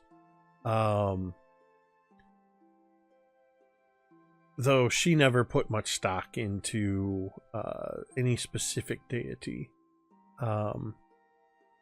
She believed in, she says something to the effect of, Broderick, he was a very, very passionate man. And I believed, for he gave me many reasons to believe in his passions. She kind of gives you a sly wink, as she says he very passionately believed that there was more to this. Whether a beacon, a weapon, or a lighthouse, I don't know. But I believe Broderick. And she will continue until you get back to her little cottage with her groceries. She's probably told you about a half a dozen different trysts that she had, but none were so detailed as the time she spent with Broderick Quink many years before. Incredible. Is there anything else you would like to know from this old lady? No, I'm good. All right, odds or evens. Odds is Lumi, evens is Velynia. Oh, It's there we Lumi. go. Do it up. So it's very fitting as we see Madame Voros talking about her passionate affair with Broderick Quink. I just imagine her looking wistfully off, and we see this young man shirtless in the moonlight staring at the old light ruins, and the scene sort of transforms into modern day as we see a much older man, thin, wiry, balding, staring out at the ruins. He does thankfully wear a shirt today, as Lumi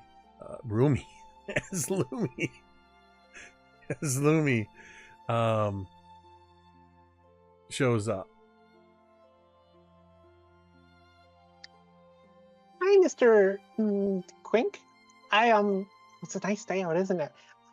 Well, isn't it really neat how like the clouds move along the sky like that, and such a beautiful view that we have here in Sandpoint. I wanted to ask you something. Is here a good place to talk? She says in a whirlwind of speech. Yes, he is. When you approach him, he is at his. Let me find it here.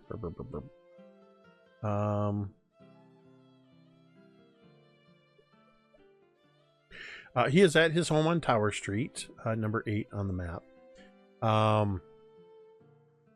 And as you approach, you kind of pull him out of this sort of introspection. He kind of shakes his head and looks around for a moment, then looks down and sees you. Ah, yes. Lumi, it has been some time. It is wonderful to see you. What brings you to old Broader's home? Oh, well, good company, of course. Oh, yes. Tea and scones. Oh, I would love some, absolutely. It wasn't a question. Oh. Dave. And he brings you inside, and over the course of tea and scones, he's willing to listen to whatever questions you might have. So, she says, sipping from her tea. Oh, this is delicious, by the way. This is a new one, isn't it? Is that lavender I smell in there? That's lovely this time of year. But I'm getting ahead of myself, or the other way around. I'm getting behind myself. I came here for a specific reason. Well, you know, whenever I come knocking at your door, it's because I have some silly questions I need to ask answered, or well, there's something that just can't leave my mind at all. Something trapped in my little noggin. Well, that's why I'm here again today. Because well, I know that you've studied a lot of ancient Natalin, and well, that's kind of why I'm here. I was wondering if what you knew about any ancient Natalin ruins that would be like in this area of town. Not town per se, but like in this region. Like maybe before Sandpoint. Is there anything that you know about like something like that? Because I know that there's the ones to the north, and then there's that one that's out to the southeast. There's one that's down near Magnamar, but like around Sandpoint itself, like, do you know anything like this? She's specifically avoiding bringing up the knowledge that she found something below town. She's occluding that from telling him. Do I know anything? First, your nose is very sharp. That is indeed lavender. I'm sorry. That is indeed lavender that you smell in the tea. Old Gran Varos grows her own, brings it by for me every once in a while, and I can't think of any better source to use it than for tea.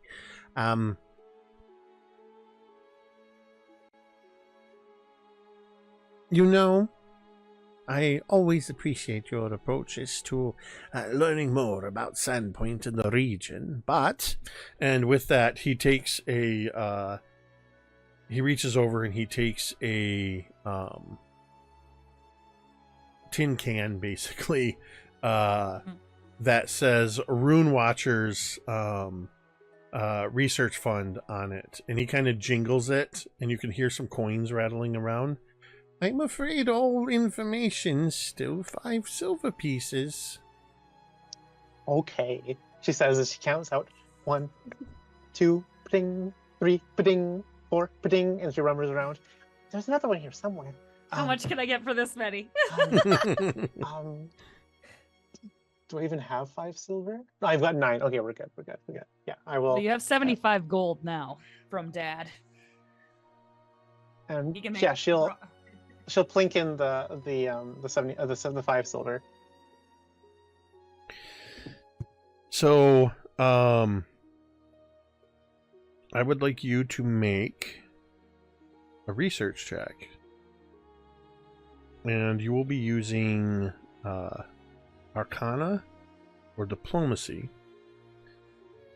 unless you have Academia lore or Library lore. I have esoteric lore, which unfortunately I don't think would count here, because esoteric lore is specifically for haunts, curses, and creatures. So I don't think that counts. I wouldn't apply that. No, but I can use my dubious knowledge feat to give me any lore I want, using my esoteric lore, but at a -2. So I'm going to be using this. So you're going to treat your esoteric lore as an Academia lore or Library lore, essentially, but taking a -2 penalty. Okay. Yes. So go ahead and roll that. Well, that's a 16 on the die for a total of 28 -2, 26. Okay. That is a regular success, which is going to earn you a research point.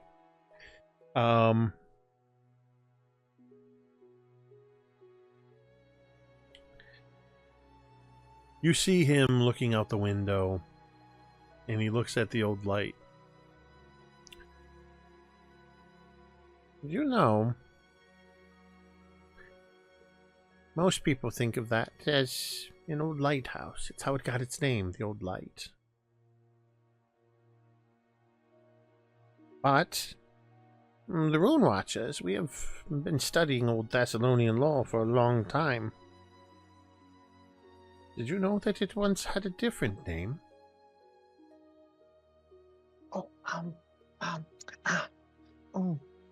I know this one. She like fumbles around, tries to remember, and she can't remember. This is one of the many things that has slipped her brain. It was once called the Hellstorm Flume. Sweet Christ! Her face drops at this. So, sorry. Did you say Hellstorm Flume? I did. And she'll repeat it in ancient Thessalonian. The word. Jesus, don't say it 3 times. It's like Frappa. Beetlejuice. Oh my god! Oh my god!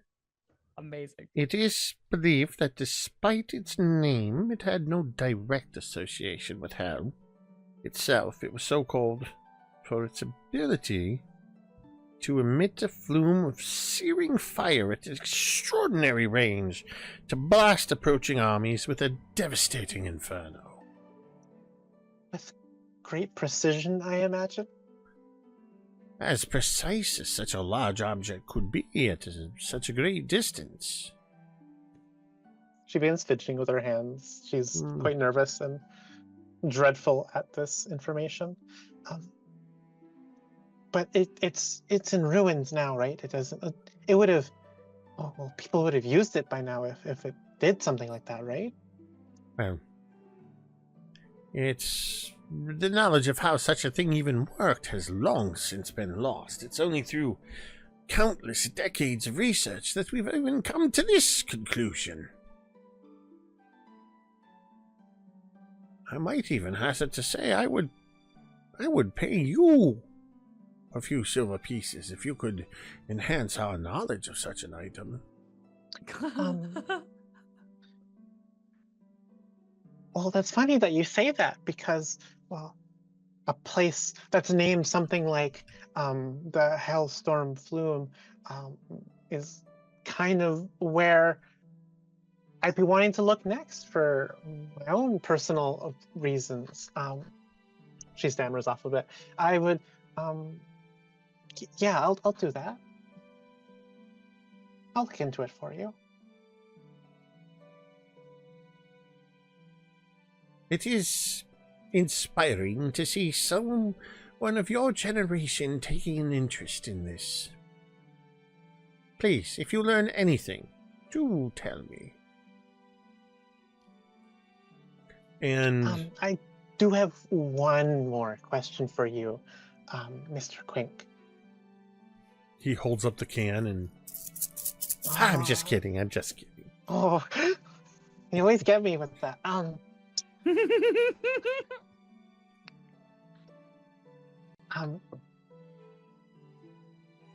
Demons. There's a lot of demon association with ancient Vassalon, right? The demons were more associated with the rune lords themselves. Yeah. Do you think a demon could have lasted all this time in a place like that? Since the rune lords fell? I would be inclined to think that would be something your father would have more information about. Demonology and the occult and such are not my particular area of interest, as it were. Okay. Well, this has been good chatting with you.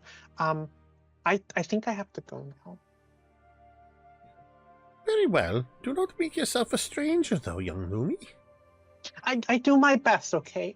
Sometimes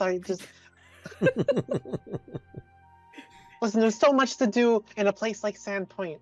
And there's only so many days in a week. But absolutely. This tea was delicious. Those little pastries. Oh, they were, can I take one of them with me? Can I take one of them with me? Of course. Oh, thank you. And she grabs one and eats half of it as she she bolts out the door. Wherever she goes next, who knows? But she leaves this place with a mission on her mind. So, as Lumi takes off down the street, I do want to come back to Mama Millie later, working at the White Deer. I got caught up in the romantic escapades of Gran and forgot that to come back on a piece of information.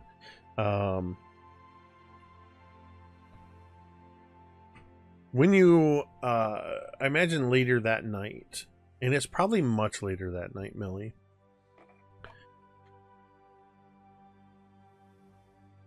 the, I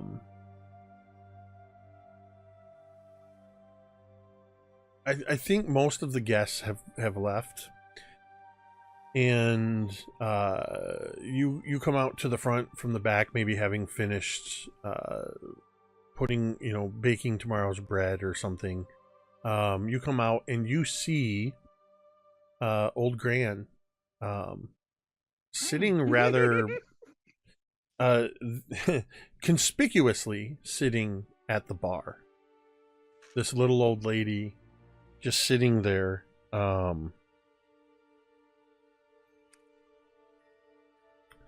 And she seems very out of place. Oh, my Gran. What brings you all the way across town? Well, this is... I did enjoy our time together this afternoon. And it's not often that I get to share some of my past stories. Before long, I'll pass on from this world, and I would hate for so many of my wonderful tales and the memories of so many lovers to be forgotten to time. It was quite nice, and I would, if you wanted, I would love it if in the future you could accompany me on such market trips more, and I can share some things. I'm afraid I would. Of course, it would be a treat. You've led such a interesting and full life so far.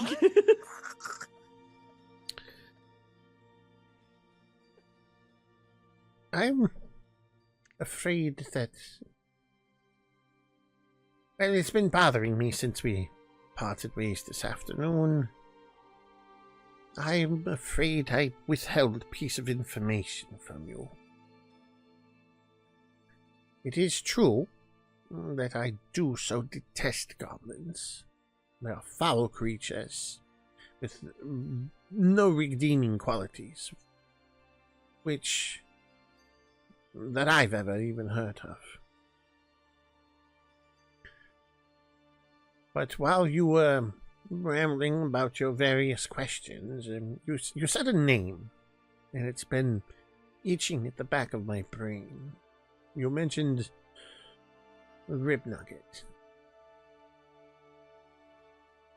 Oh yes, apparently he was a kind of a big to-do back in the late unpleasantness. It's more than that. The stories that have been told and circulated are that Rib Nugget was dispatched by a band of adventurers, those 17 years ago, at Thistletop. When I go into the markets, I'm not just looking for bread and fruit and fish. I wander from stall to stall, listening to people who pay no attention to a little old lady wandering amongst them. And over the last 10 years, I've heard some very disconcerting rumors of the return of Rib Nugget. Nothing substantiated, of course, but there were some that passed through here some 3-4 years ago that had heard that the spirit of Rib Nugget had been heard haunting his old home of Thistletop. I paid it no mind at the time, and then barely a year later, another traveler told of such a rumor. Well, once is a story, twice is a coincidence, but when the third man came there 6 months ago, well, that's a pattern. Millie goes around the counter and takes down a couple of shot glasses, pours a couple of bourbons. Hell yeah. Passes one to her. She holds it up to Clink, taps it on the table, and just throws it back. Whoa! Whoa! Gran! She doesn't even make a face.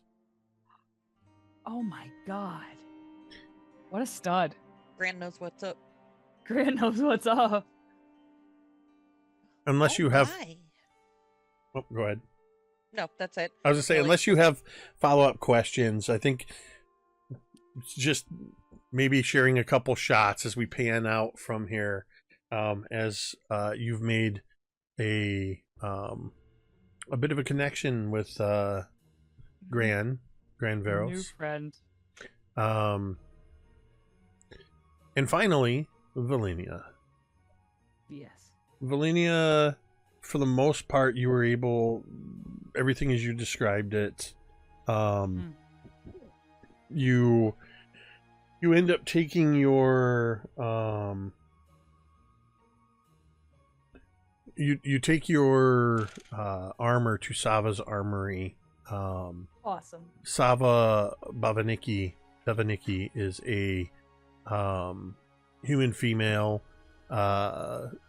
tall, dark-skinned, muscular arms. She's of the sleeves are bullshit crowd of people. When you have arms like hers, you don't hide them under sleeves. No. She's very pragmatic. Believes in the one, she believes in the quality of her work. 2, she does not believe in idle chit chat. If you start to stray in your conversation, you would very quickly get an impatient tapping on the counter. To the point. So I imagine Awesome. your interaction with her is very simple. Yep. You could almost wordlessly have an exchange for a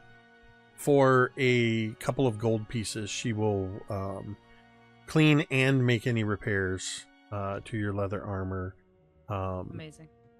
And have it ready for you the next morning. She does, when she says that, I'm gonna have this. I'll have this for you in the morning. And then she kind of pauses, kind of gives you that quick once over, and says, "Unless you'll be needing it after dark." Velynia would smile and be like, "Well, I don't think that there's anything going to be coming after me tonight."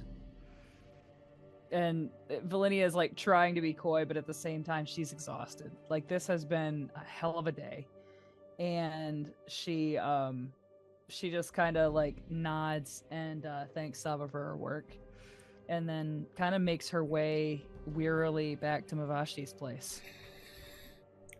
So you knew you were wise to take your armor to Saba first, because Mavashi would never have let you, or rather not Mavashi. Absolutely not. She runs a tight ship. Not Mavashi, it's Jolin. Jolin would never have let you cross the threshold looking and smelling as you did. Okay. You're lucky that you make it clear that you want to go straight to the baths. And you're fortunate that that the it takes she tells you to come back in about an hour after water's been heated and the bath filled. You have a private chamber, and you will be undisturbed. And I believe this is where you wanted to take a look at your mail. Oh yeah. So I think Velynia would be hesitant to like sit on her bed, just because she doesn't want her bed to stink. Like, she's like, even like her underclothes stink from being down in with this whole muck and awfulness. So I think she does just kind of like hang out for a little bit. And when her bath is like about ready, she would go to like that closet that we talked about before where her armor typically hangs, and get in there for like a towel, the equivalent of a towel. And then she had almost forgotten about her letter. But when she goes to grab this towel, she sees it. I imagine it. You pull the towel out, and this scroll kind of falls out and lands at your bare feet, and you see that black wax seal with the embossed like, SC rolls to the top. That's perfect. And I think Velynia would take it with her, and she would go and like start her bath. And as she's just kind of soaking, like Red Dead Redemption style, just like trying to like will the soreness out of her muscles and just kind of like just trying to relax, she would kind of eventually reach over for this scroll and open it and see what's in there. As you pop the seal and unfurl the scroll, you see 4 and 10 days hence, the shadows of the spent candle are blessed by Savannah as Desna lowers her gaze. Come alone, come unseen.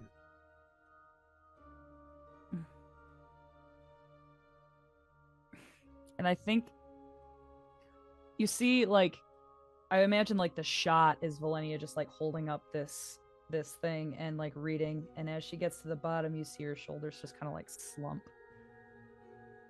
And if there is a fire in this room, she would like crinkle this note and like throw it and into the fire and watch it go up. My question to you is, did you get its full meaning? I was going to, I mean, I think, yeah. Because it's 2 weeks. Okay. 4 score, of course. Well, whatever. And I think that the shadows of the spent candle are blessed by Savannah. I think Cari could figure this out. if you give Cari, I don't know, about a week. I was gonna say I will allow a roll to assist. Oh, I don't would love believe I don't believe riddles should be just like, because riddles are basically for the players. Unless you want to try to solve it, I will allow. I don't want to try to solve it. I want Velynia to try to solve it. Right. That's what I was Very trying to say. stupid. Do you want? I think Velynia is probably pretty riddly. So, what kind of role would this be, bud? So this is going to be a.